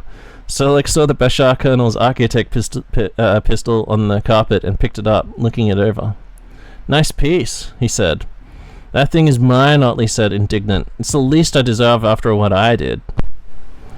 Selleck raised an eyebrow. "What you did? You mean crawling away when I needed backup? I just split up from you to get another angle. I thought I'd try and flank them, you know." The grey Astarte stared at her. "You presume to outmaneuver a 20th Legion kill team?" "Sure," Otley shrugged. "Your arrogance is beyond comprehension." Lucky for you, Otley smiled. The Astartes did not reply. They found Curie and Torek still alive, barely conscious, and Selleck looked at the ragged wound where his left arm had been. "How in Terra's name—" "My armor," Torek said. His eyes were unfocused. "There's auto tourniquets in the underlayer." He looked around him at the ruin of the dome, his head lolling. "What happened?" he asked. "Well," Otley said, "Bashar Colonel's shipment of adamantic imploders has been delayed, but his preserved fruit and phosphax will arrive on schedule." The wounded Decurion stared at her. "Oh," she said, gesturing at the surrounding carnage. "Oh, you mean what happened in here?" "Let's take Torex with us," Selleck said. "Shipmaster Jinter is never sorry to have another capable man in the crew. He'll probably just die if we leave him as well." Torex was looking aghast at the Astartes. "What legion do you belong to?" he asked the armored giant. "Why are you working with a rogue trader?" "Good question," Otley said. "What legion did you belong to?" "It's none of your concern," the Astartes growled. Selleck sighed. He pressed the implant stud behind his ear. "Fleet, this is Selleck. We need immediate extraction." As he waited for a response, he looked at his three mismatched companions and took a last look at the mess of the dome, which he had first walked into only 20 minutes before. He sighed again and ran a hand through his hair. "We've got a lot to explain to the shipmaster," he said. Wow, so that was Uninvited. So if that was your favorite story out of all the stories, go and vote for Uninvited on the Facebook poll in the Eye of Horus group. I'll put a link to the Eye of Horus group so you can join that if you're not a member, or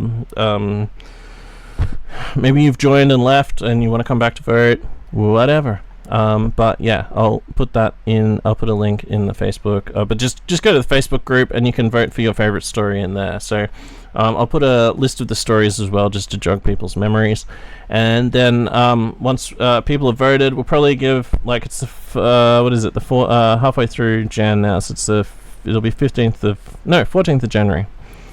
So we'll give maybe until